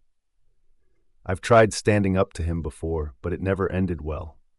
My parents were always on his side anyway, so I kept to myself and bottled up all my feelings. This is the first time I've spoken up to him in what feels like a lifetime. Back then, I thought there was no hope. I believed I would be stuck in this situation forever. However, even though my circumstances aren't ultimately better, I finally have the courage to confront him about his wrongdoings. I've never lost hope, even during the most hopeless of times, and I truly hope you won't either. I looked up at him, noticing that his bloodshot eyes were even redder than usual. I could tell he was on the verge of tears, and watching him swallow the lump in his throat only confirmed my suspicion. "Did you really break the vase?" I finally asked, my curiosity getting the better of me. He swallowed once more, running a hand through his hair in agitation. "No," he muttered. "I went to the party by myself because they said everyone was invited. I was standing next to it when Kieran and his friends were playing some ball game inside the house. It bounced off my shoulder before shattering into pieces. Technically. So you didn't do it," I concluded, cutting him off. "It was their fault." "Don't worry," I reassured him. I'll see what I can do, all right? He didn't respond this time, so I finally smiled. I had a feeling that Owen just needed a friend, too. I felt even happier than usual during my shift for two reasons. First, I finally stood up to Kieran, and second, Rowan wasn't around to flirt with me. Some students recognized me as the one who had confronted Kieran in the cafeteria, and while some looked at me with disgust, others offered their praise. I made a conscious decision to brush aside the degrading comments. However, the next customers were people I simply couldn't ignore. Welcome. My words caught in my throat when I saw Sienna and Jaxon striding into the cafe, flanked by Sienna's friends. They froze the moment they spotted me, and a smirk crept across Sienna's lips. I tightened my lips and forced myself to remain professional, greeting them with a curt smile. What would you like today? Sienna chose to ignore my question and instead scrutinized me from head to toe, her friends doing the same.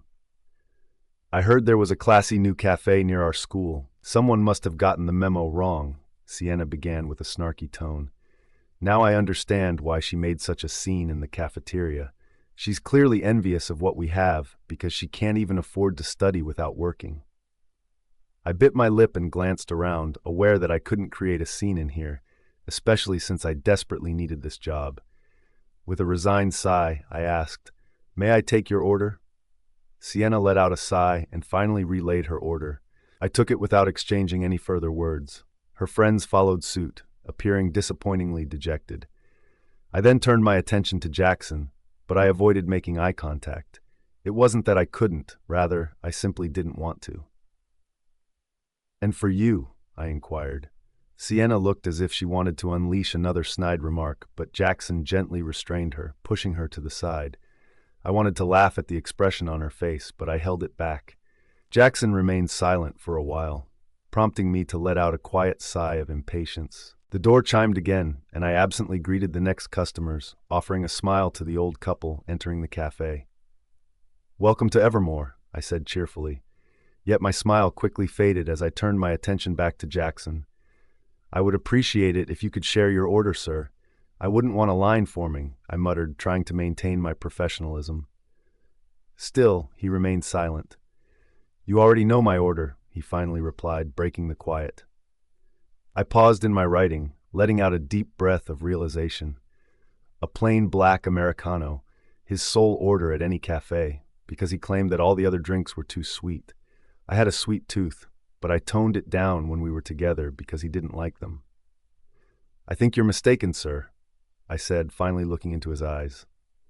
"I don't recall knowing your order. I've forgotten about you. Arden. Do you know that guy?" I turned to the side, startled to see Owen emerging from the kitchen, a steaming mug of coffee in his hands. He prepared himself a fresh cup while I watched him absent-mindedly. "Are you not going to answer?" he prompted, raising an eyebrow at my silence. I shifted my gaze to the table furthest from the counter and noticed Jaxon stealing glances at me intermittently. "I wish I didn't know him," I muttered softly. Owen took a deliberate sip of his freshly brewed coffee before adding, "Well, his girlfriend must feel the same way. It looks like she's ready to murder you with her eyes." I turned my attention back to the group, and in a moment of perfect timing, Sienna shot me a glare, her mouth moving animatedly as she conversed with her friends. "I don't understand," I murmured in frustration. "Why does she feel so threatened by me?" Feeling Owen's gaze piercing into the side of my face, I turned my head and raised my brows in inquiry. He shook his head slightly. "I could take a guess as to why," he muttered cryptically. I tilted my head in confusion, ready to ask him what he meant, but before I could utter a word, the front door swung open and a new customer stepped inside. Owen quickly retreated back to the kitchen, leaving me to don my professional smile. "Welcome to." But my welcoming words caught in my throat as my eyes met the newcomer. It seemed he, too, was taken aback by my presence. Cade walked in, clad in his soccer uniform, his expression as unreadable as ever. I pursed my lips and gave him a curt nod. "What can I help you with today?" I asked softly, striving to keep my voice steady. Ever since the day of my heat, we hadn't exchanged a single word, so seeing him like this made my cheeks flush. Thankfully, it appeared he had managed to put the awkward incident behind him.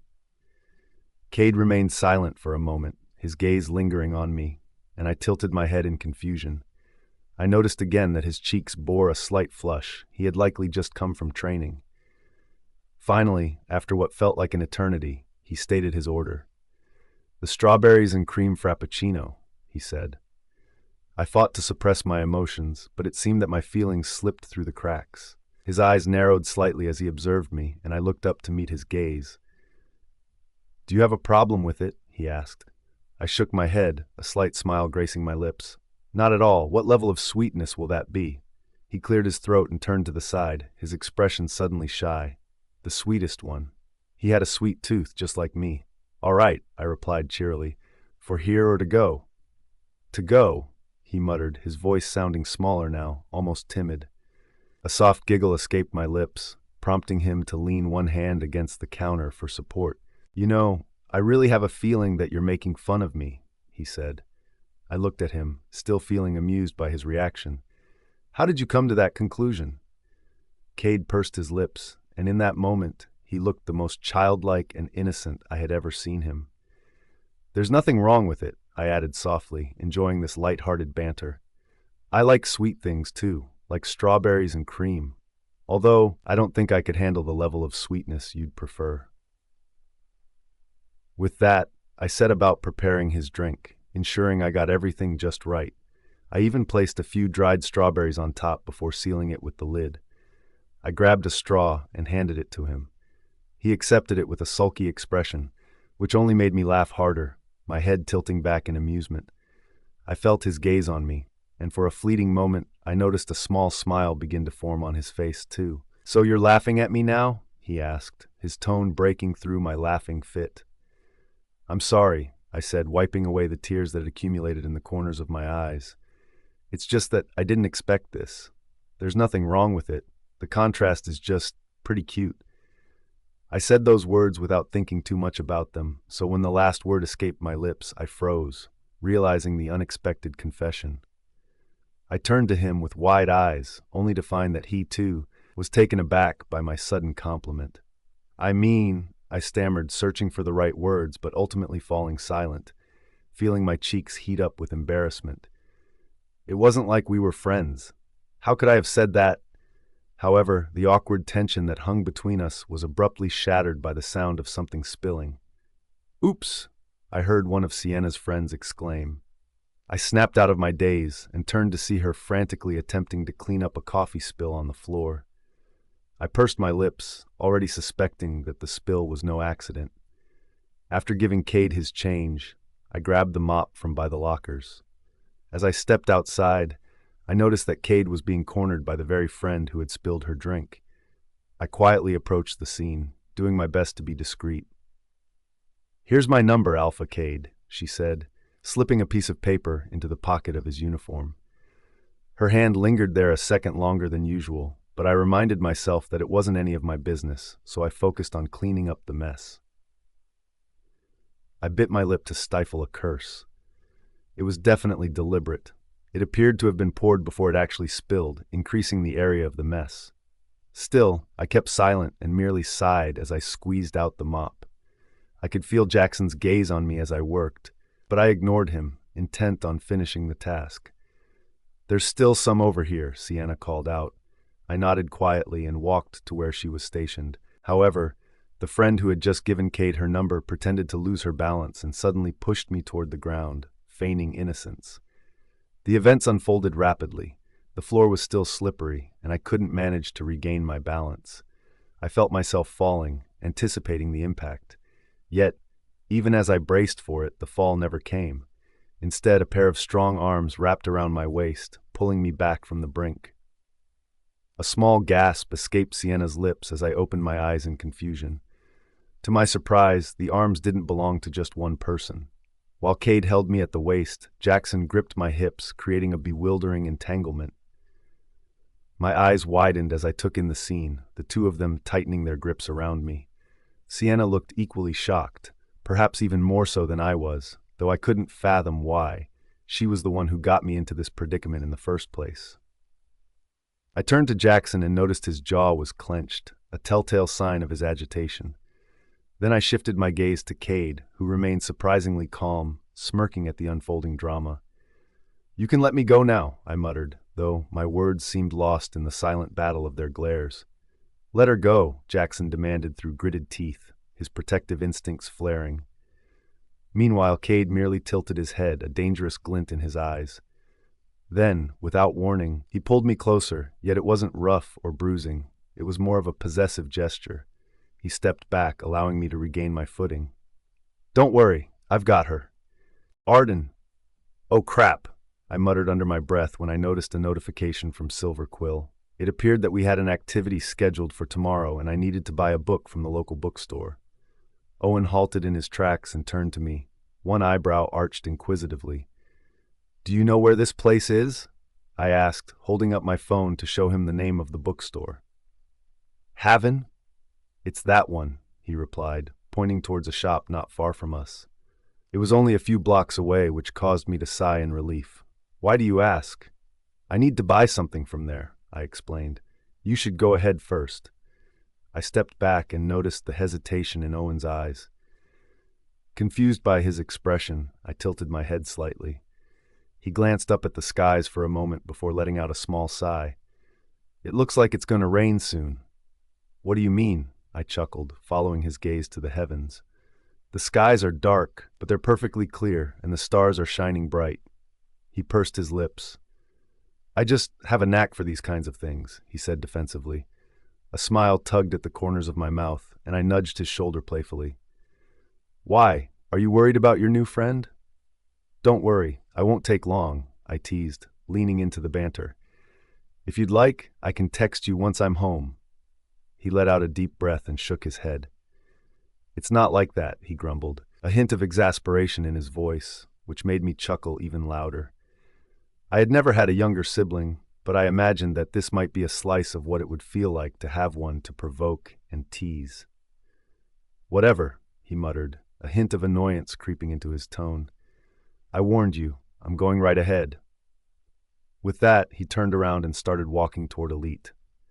"See you tomorrow, Owen," I called out, but he didn't look back, which caused another giggle to escape my lips. I walked over to Haven and quickly entered, a chime ringing above my head. As I stepped inside, I couldn't help but gape at the enchanting scene before me. From the outside, it seemed like such a modest store, but within, it felt utterly magical.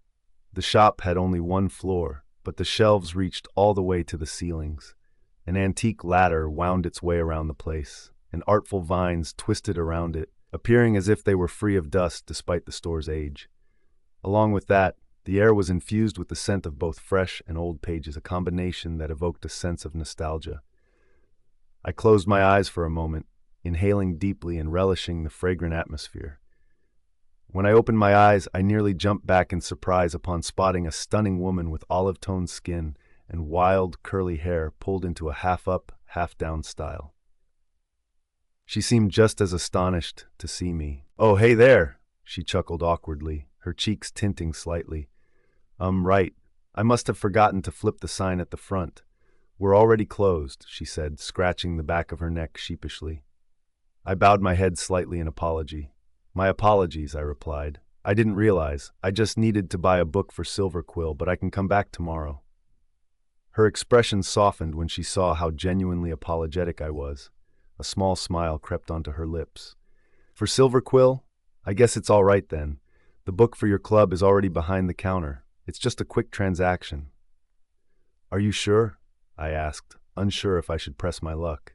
She nodded, still smiling. Her light and carefree personality brightened the already lively atmosphere of the bookstore, and I found myself willingly following after her. "No worries," she chimed cheerfully. "Here you go. That will be $4.99. I handed her a $5 bill, and she quickly returned my change before presenting me with the packaged book. I smiled widely as I received it from her. "Thank you." "Elara," she answered with a glimmer of enthusiasm. "That's a pretty name," I muttered, finding myself captivated by her charm. "Not as pretty as you," she winked lightheartedly. I felt a warm flush creep across my cheeks at the compliment coming from someone so vibrant. "I'm Arden, by the way," I introduced myself, extending my hand. She took it and offered a gentle shake. "Nice to meet you, Arden. I believe this is your first time in Haven?" Yes, I responded, glancing around the cozy shop. It certainly won't be my last. If I had known there was a place like this near the school, I would have visited much sooner. Right? She chuckled, a sparkle in her eyes. I'm glad I found this job too. I get to earn money for college while doing something I love. Oh, do you go to Elite as well? I inquired, curious to know more about her. Alara quickly shook her head, her expression animated. Goodness, no. Aside from not meeting the academic standards required to pass, my brain just doesn't function on the same level as the ordinary student there. Plus, I definitely can't afford it. You're selling yourself short, I replied, genuinely feeling that way. I'm not, she insisted, maintaining her radiant smile. I'm well aware of my limitations. You, on the other hand, must be very smart. Silver quill, huh? A playful warmth spread through my cheeks. It's not that special, I guess. Trust me, it is, she affirmed. Clearing my throat, I changed the topic. So, which school do you attend?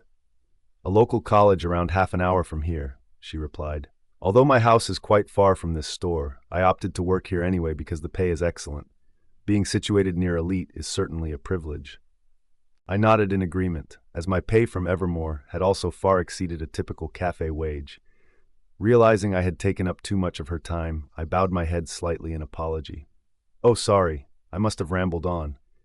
She shook her head, her genuine smile still in place. Not at all. I actually appreciate the conversation. It would be lovely to speak with you again. Excitement bubbled in my chest. I hadn't realized that making friends could be this easy. It had always seemed so difficult in the past, or perhaps that was just due to being stuck with Sienna. Regardless, I felt a sense of pride for having struck up this conversation. I'll see you around, Alara? I called out enthusiastically as I started to make my way to the door. She waved her hand at me, her wide smile making my heart flutter. Yeah, see you, Arden. As I stepped outside, the door chime echoed behind me. A smile lingered on my face as I headed back to campus. Just then, as Owen had predicted, the skies began to rumble ominously. My eyes widened, and I glanced up instinctively. In that very moment, the downpour began. This was no gentle drizzle. It was a torrential rain. I cursed quietly under my breath, relieved that my backpack was waterproof. I ran toward campus, but soon discovered that the bookstore wasn't as close as I had initially thought. Pitter-patter. My feet splashed through small puddles that had rapidly accumulated on the uneven sidewalk. Suddenly, I felt an unsettling presence looming behind me. I didn't stop, but a gnawing feeling built at the back of my throat. I dared not turn around, aware that someone was there. I could faintly hear his footsteps and smell his scent. However, both sensations were largely overshadowed by the strong rain drumming around me. I began to walk faster, edging into a borderline sprint, but I could feel him closing the distance too. Crap. Maybe I should have asked Owen to wait for me. Relief washed over me when I finally spotted the campus gates in the distance. However, I must have underestimated the proximity of the stranger, because the next thing I knew, I felt his heavy body crash against my back. My breath caught in my throat and I spun around, instinctively swinging my right fist, only to have my wrist caught in a vice-like grip. I closed my eyes, fear gripping me, and began to breathe heavily. Arden, what is wrong with you? He asked, his voice familiar yet startling. I opened my eyes and there he was again. Cade, Arden. It's just you, I sighed. It's always you. I unconsciously leaned my forehead against his chest, exhaling a deep breath. His fresh scent, mingled with the rain, felt even more comforting after our startling encounter. Why were you acting like I was chasing you? He asked. I looked up at him, a slight glare crossing my face, though it lacked any real heat. Can you blame me? I muttered. You were running. That's because the rain is getting heavier. He retorted just as the sky opened up, the rain pouring down even more violently. He cursed under his breath. He grasped my wrist, making me gasp softly, and pulled me toward the gates of Elite in the bus stop, where a shade offered refuge. The forecast didn't mention anything about rain, he complained, his voice laced with annoyance as we stepped back into the cover. I couldn't help but admire his side profile, the way his hair clung to his forehead, dampened by the rain. Normally, his hair was perfectly styled, always looking pristine and put together, but in this slightly disheveled state, he appeared younger and more approachable, a side of him I didn't mind seeing. Before I could stop myself, I reached out and poked his cheek with my finger. He turned to me instantly, a slight furrow appearing between his brows. It was only then that I realized what I had done, and I quickly retracted my hand. "Sorry," I muttered, glancing away, feeling my cheeks warm despite the chill that seeped into my bones. The night was growing colder, the rain intensifying all around us. "The bus isn't for another 15 minutes, he said, stealing a glance at the schedule posted nearby. I nodded and settled onto the bench, wrapping my arms around myself in an effort to generate some warmth. Turning toward the direction of the elite mansions, I hesitated before turning back to him. "You should head out first," I suggested softly. "Don't you live here?" I was referring to the mansion sprawling behind us. He sighed, running his fingers through his hair in frustration, still not meeting my gaze. "I'm drying off," he replied. I shrugged, scooting back on the bench until my legs dangled freely. I began swinging them back and forth in a bid to create more body heat. "Can you stop that?" he asked, his tone slightly exasperated as he clicked his tongue. I frowned at him in disbelief. How could he hear it? "You're free to leave if you want," I shot back, a hint of defiance creeping into my voice. He sighed again, shaking his head, his silence a wall between us. "You know, I really don't get you," I finally voiced the confusion that had lingered since our first meeting. His silence encouraged me to continue, and I found myself pressing on. "You're the true alpha of the North. Respect is yours, even from the other alphas, because the North is truly a remarkable place. I feel like I understand you, but then I don't." "You don't have to understand me," he muttered, though I caught his words. "I've never asked anyone to try and understand me, it's just futile." A lull enveloped us, yet I was compelled to ask another question. "Why did you come to Elite?" He finally turned to look at me. "You're seriously asking that?" I pursed my lips, suppressing an instinctive response. "Why don't you answer it first?" he asked suddenly, his tone somber and darker than it had been a moment before. A chill ran down my spine, yet for reasons I couldn't decipher, I found myself speaking. "To escape?" I finally ventured, my voice quivering slightly.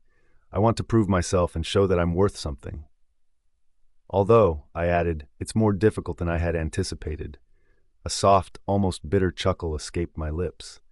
"It must be nice to live in those mansions and study comfortably," I continued, the words slipping out before I could stop myself. My mind raced to thoughts of my brother, those who had bullied Owen, and of course, Sienna and Jaxon.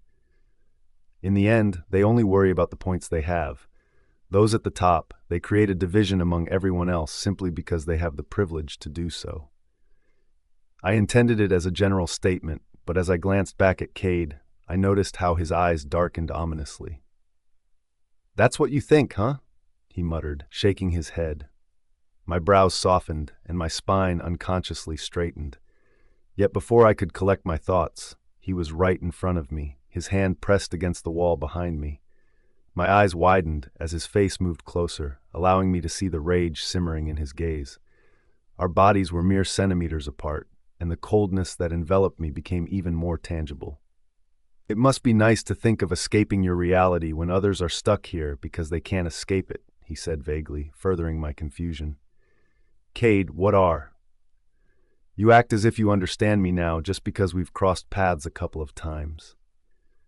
"I didn't say that," I replied softly, my voice lacking the conviction I wished it held. His eye twitched, and I followed the movement as he bit his lip, drawing blood. I gasped instinctively, reaching out to stop him, but he turned away, as if I were a contagious disease to be avoided. My frown deepened, and I wondered where the conversation had derailed. I was about to speak again when I realized Cade's gaze had shifted to my neck. When he turned his head, the angle allowed him to see that sensitive spot, my scent gland. My breath caught in my throat as I noticed his dark eyes suddenly shifting to gold, intriguing yet alarming. I quickly tried to cover my mark, but I knew it was too late. There were no remnants of the concealer I had applied thickly to hide it. It had been washed away by the harsh pelting of the rain, and the friction from my hair had betrayed me, leaving my mark exposed for Cade to see. His eyes lingered there for a second too long, and we stood frozen in that moment, unable to move or utter a single word. Finally, he broke the silence, and every racing thought within me was suddenly confirmed. You're the virgin. Summoning every ounce of strength I possessed, I placed my hand against his chest and pushed him away with all my might. He moved back but remained steady, showing no signs of stumbling. Yet the force of my action made it seem as if I were far too fearful of his presence. And perhaps I was. In that fleeting moment, I caught a glimmer of desire in his eyes, not of lust, but the fierce determination to win. That was when it hit me. In the end, my body was the prize, a possession that would elevate whoever claimed it to the top. He leaned in closer, and I instinctively shut my eyes tight, raising my hand defensively in front of me. At that instant, I felt a deep rumble emanate from him, a chuckle, but one devoid of humor, intensifying the already cold night around us. "You're scared," he muttered, his voice oddly vulnerable, a tone I had never expected from him. I opened my eyes to meet his hard glare, one filled with an unsettling mixture of disdain and something unspoken. Then he stepped back, shaking his head as he ran his fingers through his hair. My heart skipped a dreaded beat as he slowly backed away. For a moment, I couldn't quite decipher the expression on his face. However, as he turned and left the bus stop without uttering another word, the realization finally hit me. Accusation. Why did Cade look as though I had disappointed him? Arden. What happened at the bus stop yesterday still lingered in my mind. The conversation had taken a downturn so suddenly, and even then, I couldn't help but wonder what I had said so wrong for Cade to react that way. It was strange how I was more fixated on his response than on the fact that he now knew I was a virgin. I didn't know what he would do with that information. Would he treat me differently? That was how I predicted things would go.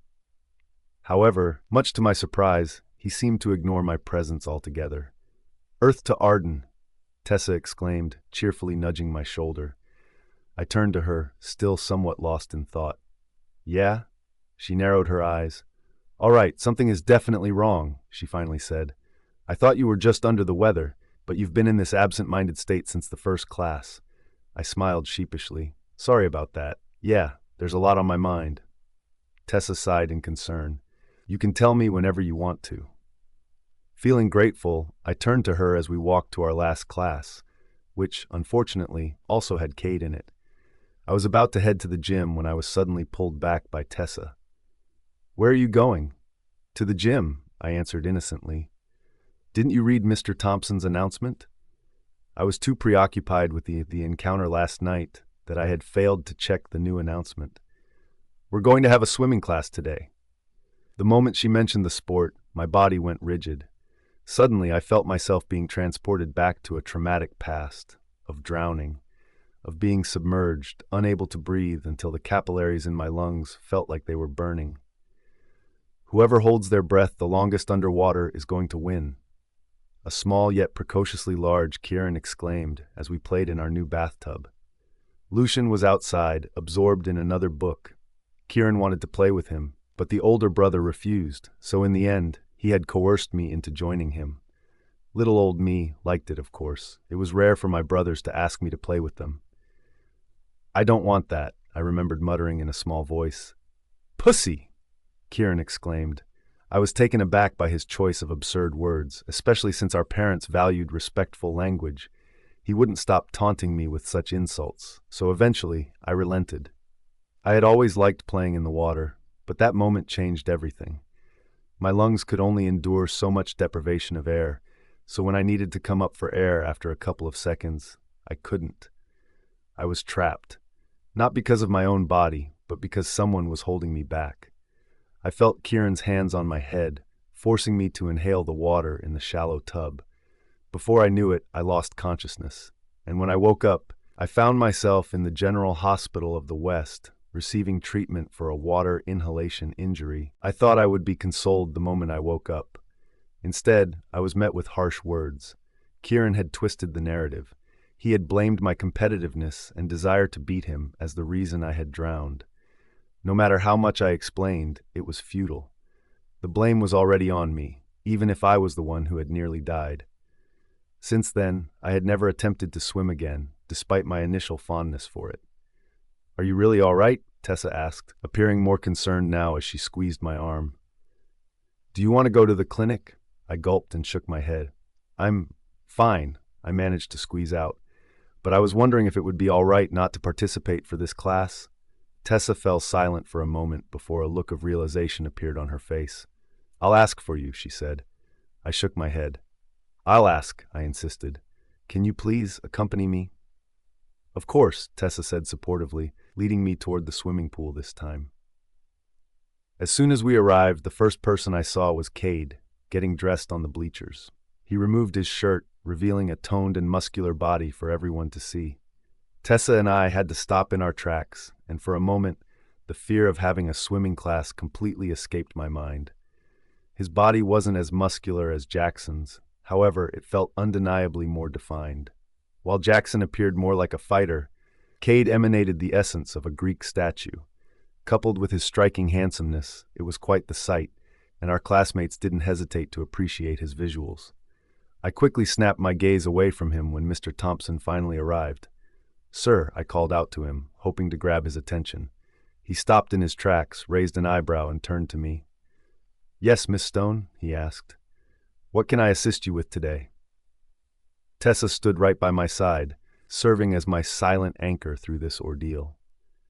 Is it all right if I don't participate in this activity? I asked, trying to keep my voice steady. He frowned, clearly confused, but before he could articulate a response, I interjected again. I'm willing to handle any paperwork related to swimming or contribute in whatever way possible aside from participating in the water. And why is that? He asked, crossing his arms in front of his chest, a look of skepticism spreading across his face. I do not excuse students without a valid reason. I bit my lip, reluctant to reveal my phobia of swimming. Instead, I hastily concocted a different excuse. It's my time of the month, I stated with surprising confidence. The flow is very, very heavy, by the way. It's quite bad, I muttered, hoping my embarrassment didn't show too much. Mr. Thompson seemed taken aback by my candidness and momentarily turned away, clearing his throat as he collected himself. Well, he managed, regaining his composure, the previous quiz for all the classes, could you check that for me instead? He added. A small sigh of relief escaped my lips as I nodded eagerly. I'll handle it really well, sir. Mr. Thompson pursed his lips before he finally nodded. However, I am awarding points to the fastest swimmers today, so you're missing out on that. It's all right, sir, I replied without hesitation. It wasn't as though I could earn the incentive even if I participated. Go to my office and get the papers, he instructed, handing me the keys. Then come back here to complete the task. I nodded, turning to Tessa, who offered me a subtle thumbs up. I'll get dressed, she whispered before joining the others. Meanwhile, I made my way to the teacher's office, a smile playing on my lips. I felt a wave of relief wash over me that Mr. Thompson hadn't asked any further questions. I arrived promptly, as the gym was only a short distance from theirs. The words, "Only faculty allowed," were plastered on the wall, and for a brief moment, I hesitated. However, empowered by the keys in my hand, I unlocked the door and stepped into the empty room. I stood still for a moment, gaping at the expansiveness of the space. It was even wider than the gym. Dozens of tables were laid out, meticulously organized in uniform. I quickly scanned the room for Mr. Thompson's table and grabbed the unchecked papers on it. Just as I was about to leave, something peculiar caught my attention. Amidst the modern tables, there was one that appeared quite old, worn out, and distinctly out of place in the contemporary interior. For a moment, I found myself entranced. There was something about it that drew me in, compelling me to take a closer look. So I did. As I approached, the intriguing nature of the table became even more pronounced.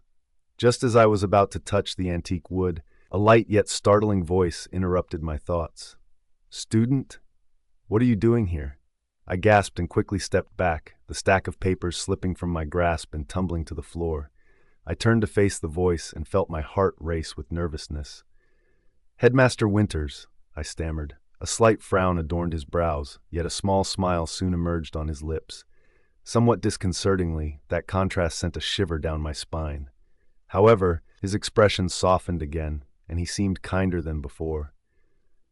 I hurriedly picked up the papers from the floor, bowing slightly in his direction. I was just getting some quiz papers from Mr. Thompson's table, sir. He tilted his head slightly and glanced toward the old table. It doesn't seem that way, he mused. You were about to inspect the old table, weren't you? I quickly shook my head, my heart racing. No, I was just trying to see it up close. Mr. Winters fell silent for a few seconds, his attention making me feel even more anxious than I already was. Then he suddenly chuckled, causing me to look up at him with wide eyes.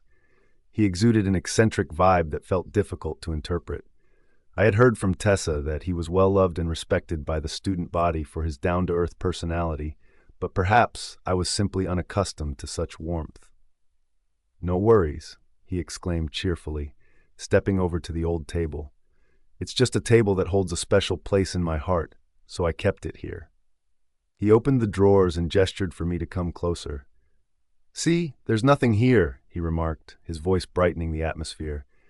I quietly nodded and stepped back, my hands held in front of me, my neck at a subtle tilt to show my respect. "What's your name?" he asked suddenly, breaking the silence that hung in the air. I gulped, still with my head slightly bowed. "Arden, sir," I murmured. "Arden," he whispered, the name rolling off his tongue with a certain fondness. "That's a lovely name for a pretty girl. Somehow it rings a bell, too. Where have I heard it before?" He snapped his fingers, searching for the answer in the recesses of his mind, but ultimately fell short. "Ah, as expected, I'm not as sharp as I once was. I can't seem to recall such details. No need to worry, though. I'll be sure to remember your name." "Now, Arden," he continued, reverting back to his jolly self, "I truly appreciate your assistance with Mr. Thompson, but the sign on the door clearly states that this room is reserved for faculty members only. Keep that in mind, all right? I'll be lenient this time, but the next moment I catch you in here, I might not be as forgiving." He delivered the last words with a cheery tone, but beneath it I could sense his seriousness. I quickly nodded in acknowledgement. "I apologize again, sir." Mr. Winters shook his head and waved me off, a gesture meant to reassure. "Of course, everyone makes mistakes. I completely understand. Now off you go. Mr. Thompson must be waiting for you. Arden." I arrived at the swimming pool and noticed that the class had already begun. The men were shirtless, clad only in their swim shorts, while the women sported tankinis in the school's colors. Spotting Tessa, I waved at her, and she smiled back. Mr. Thompson merely glanced in my direction before gesturing toward the bleachers, silently indicating that I should check the papers there. Nodding, I quickly got to work, stealing glances at my classmates from time to time. Surprisingly, the process of checking papers proved to be quite enjoyable, and I found myself breezing through them with ease. I was on the last set when Mr. Thompson's voice caught my attention. "All right, now we're going to hold a competition," he announced. "You'll have the chance to win 30 points for this, one winner from the boys and one from the girls."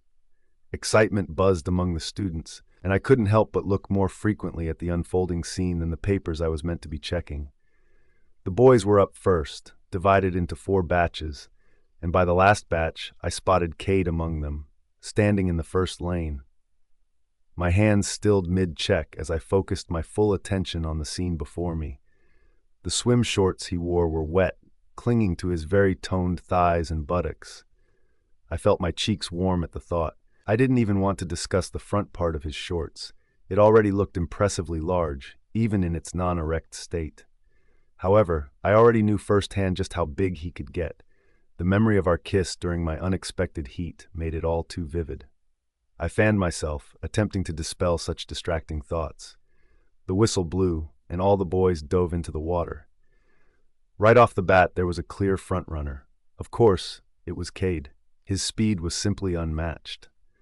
While the rest of the competitors seemed to share relatively similar speeds, he pulled ahead by at least a meter, further widening the gap at the turnaround. Cheers erupted for him, as everyone knew he had already secured his win, despite the final competition still pending. As he emerged from the water, the others were still making their way back, and at that moment, it felt like every single pair of eyes had locked onto him. He ran his fingers through his damp hair, and the droplets cascaded down his chiseled body. My breath hitched, and I once again found myself looking away. After that, the boys had a final competition with the winners from the previous batches, and unsurprisingly, Cade reigned supreme. I watched as Sienna handed him a towel, and the brief moment their gazes met, I felt something squeeze in my heart. Feeling flustered, I returned to my task of checking papers. Now it was the girls' turn, and I found myself rooting wholeheartedly for Tessa. She was quite the swimmer, triumphing in her batch and advancing to the finals. However, there was another formidable competitor to consider: Sienna. Unlike my fear of water, Sienna thrived in it. An athlete at our high school, she was often deemed the best among the ladies. Naturally, I didn't want her to triumph this time. Tessa was leading during the first lap. However, in a surprising turn of events, Sienna pushed herself to the limit and touched the wall first. Mr. Thompson blew the whistle, declaring her the winner, much to my disappointment.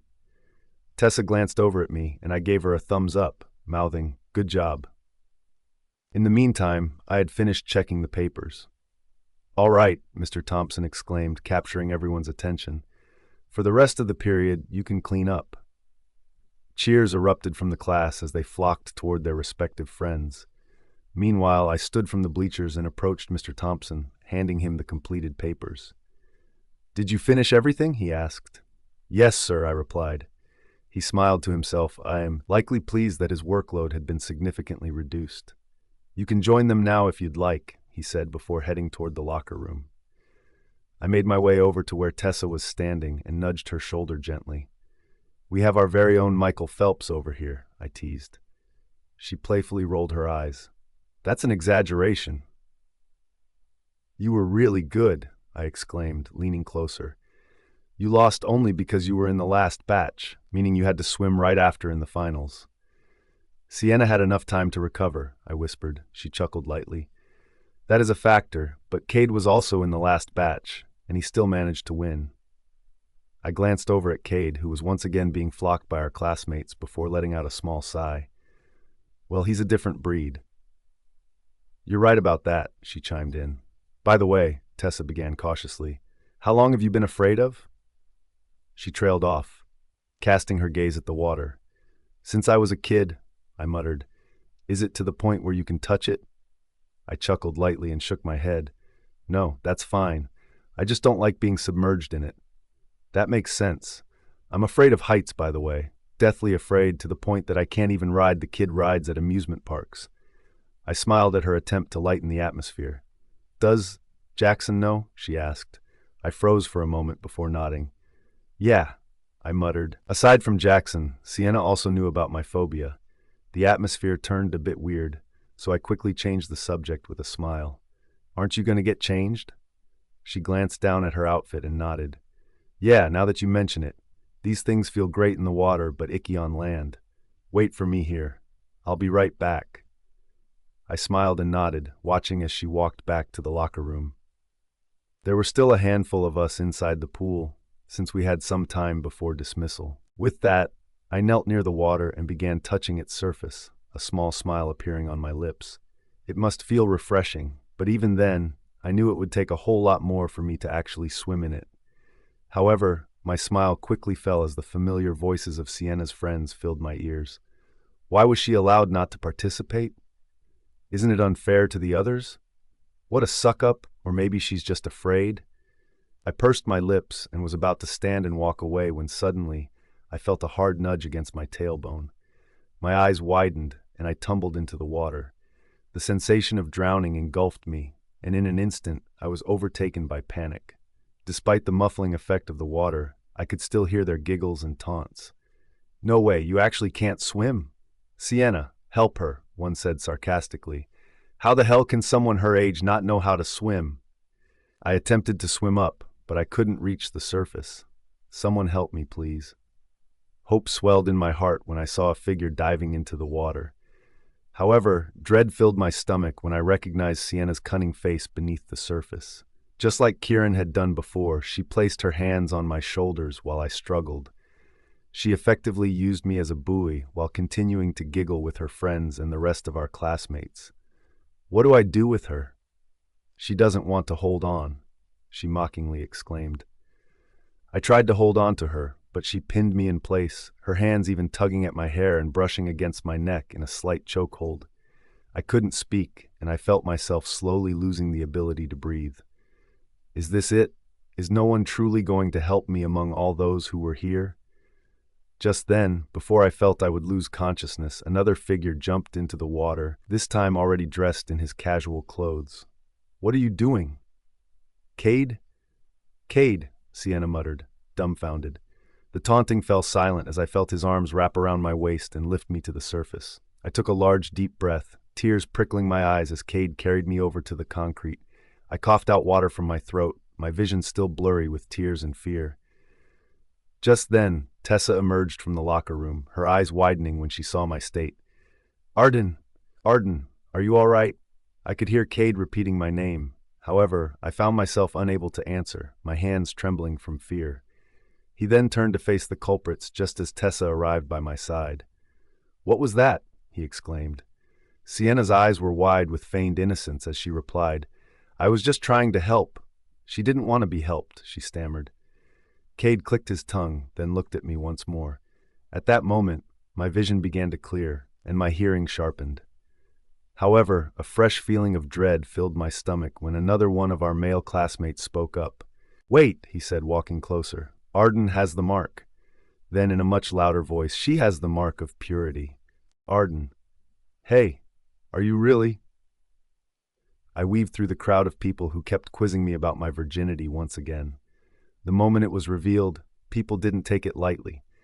I darted out of the swimming pool with Tessa hot on my heels, and as soon as we reached our dorm, the information was already plastered on echo for the entire student body to see.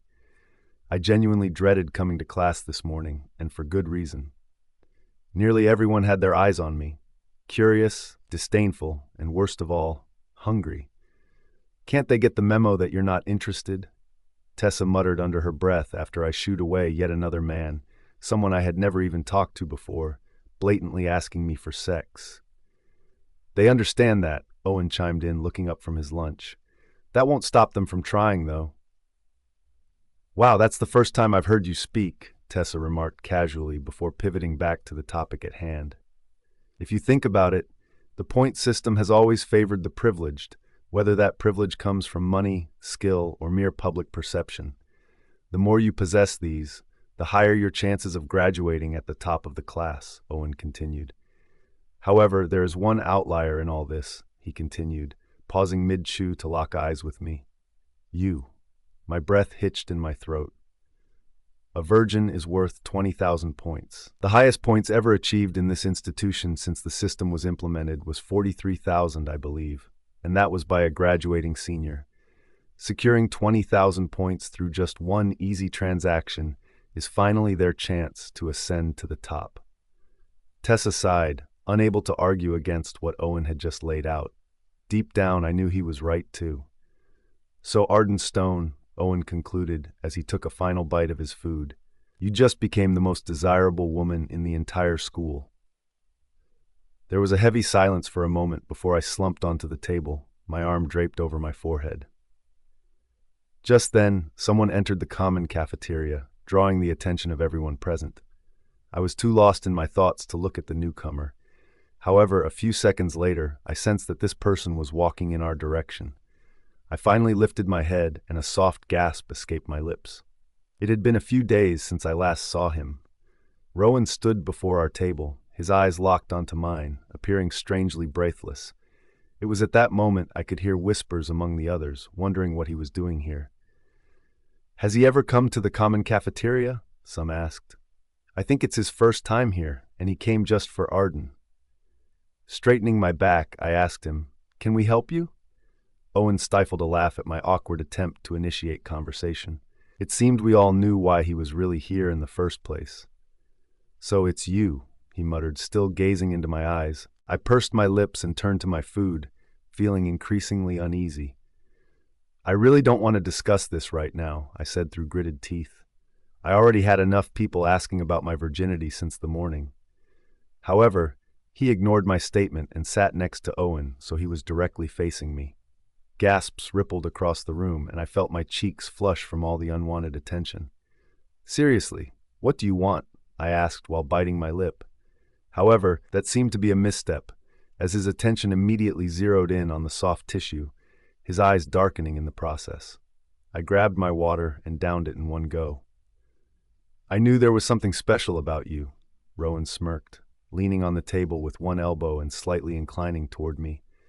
His usual flirty bravado had returned, and my breath hitched again, mirrored by Tessa beside me. I hear you're not on good terms with Jaxon, he continued, and I also heard that the person who pushed you into that pool was someone from the West. It seems like you're not exactly on friendly terms with your faction. Therefore, I welcome you to the South, he said, his smirk transforming into a full-blown smile. You know, the moment I met you, I could tell we had great chemistry. I pursed my lips, giving him a steady gaze. Rowan, I said slowly, locking my eyes with his. For just a moment, the flirty facade slipped away, leaving me feeling even more confused. However, I pressed on with my conviction. You're just like everyone else. Just tell me if you're approaching me to increase your points. Rowan's smirk returned, but he shook his head in response. Then, to my surprise, he stood from his seat and moved closer to where I was sitting, my eyes widening as he trapped my body against the table.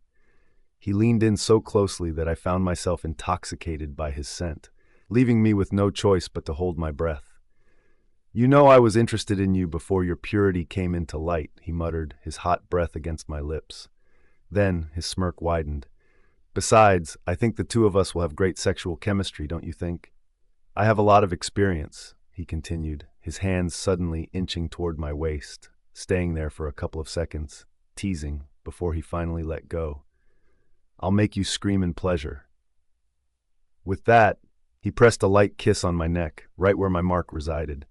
An electric shock jolted through my spine, and I bit my lip once more, struggling to compose myself.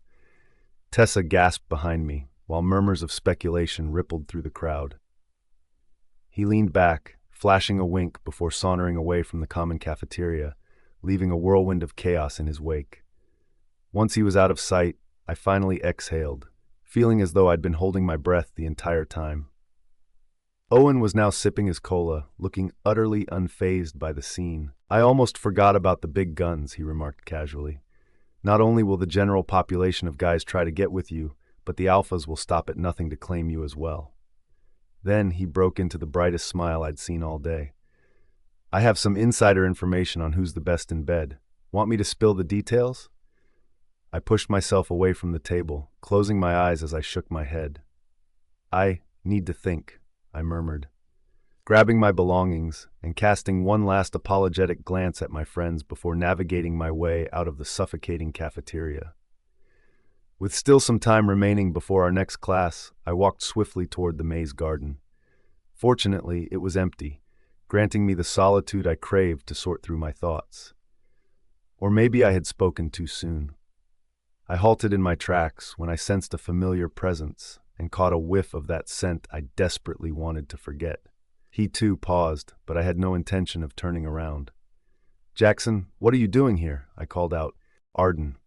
I turned around and saw the only man I have ever loved standing before me. However, the safety I once felt in his presence had now been replaced by a twinge of fear, and the butterflies in my stomach that once soared with giddiness now felt more akin to dread. Arden, he said my name in the same way he always had, yet his tone starkly contrasted with our last two encounters.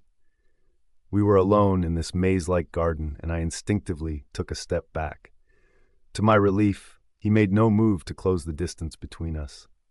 Where's Sienna?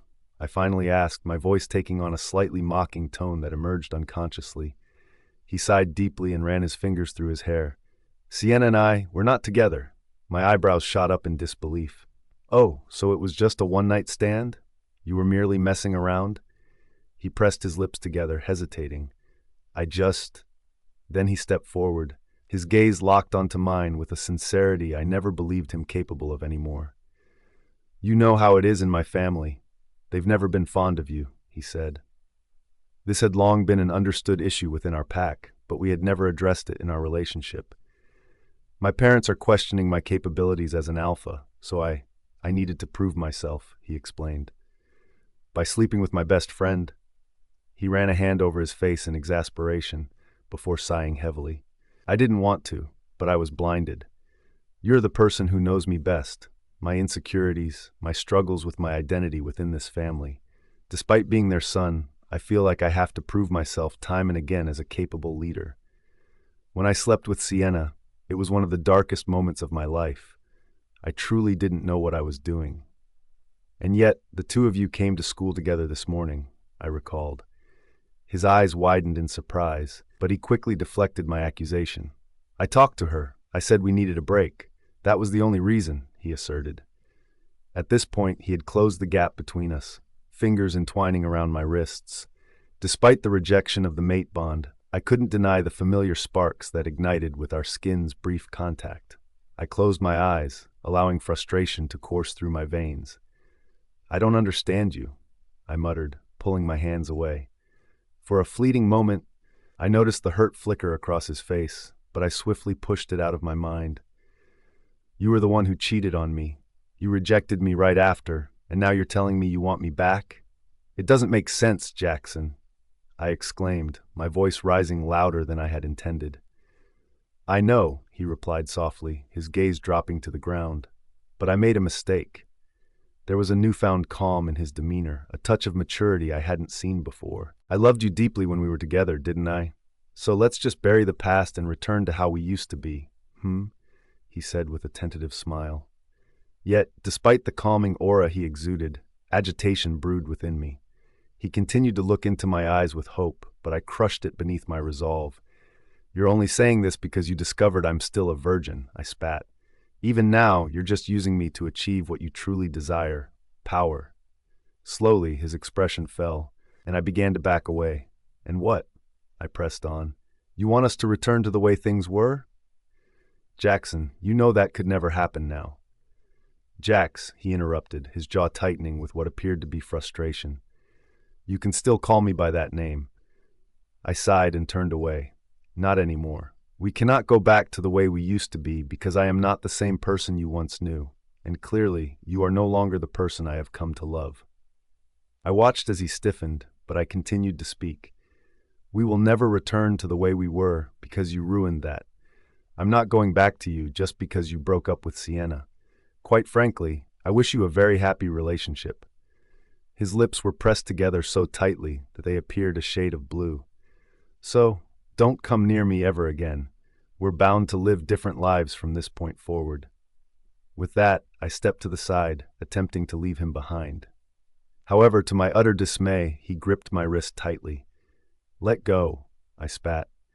We were in a secluded area, and Jackson's sudden change in demeanor reminded me that he was capable of much more than I cared to consider. He didn't listen.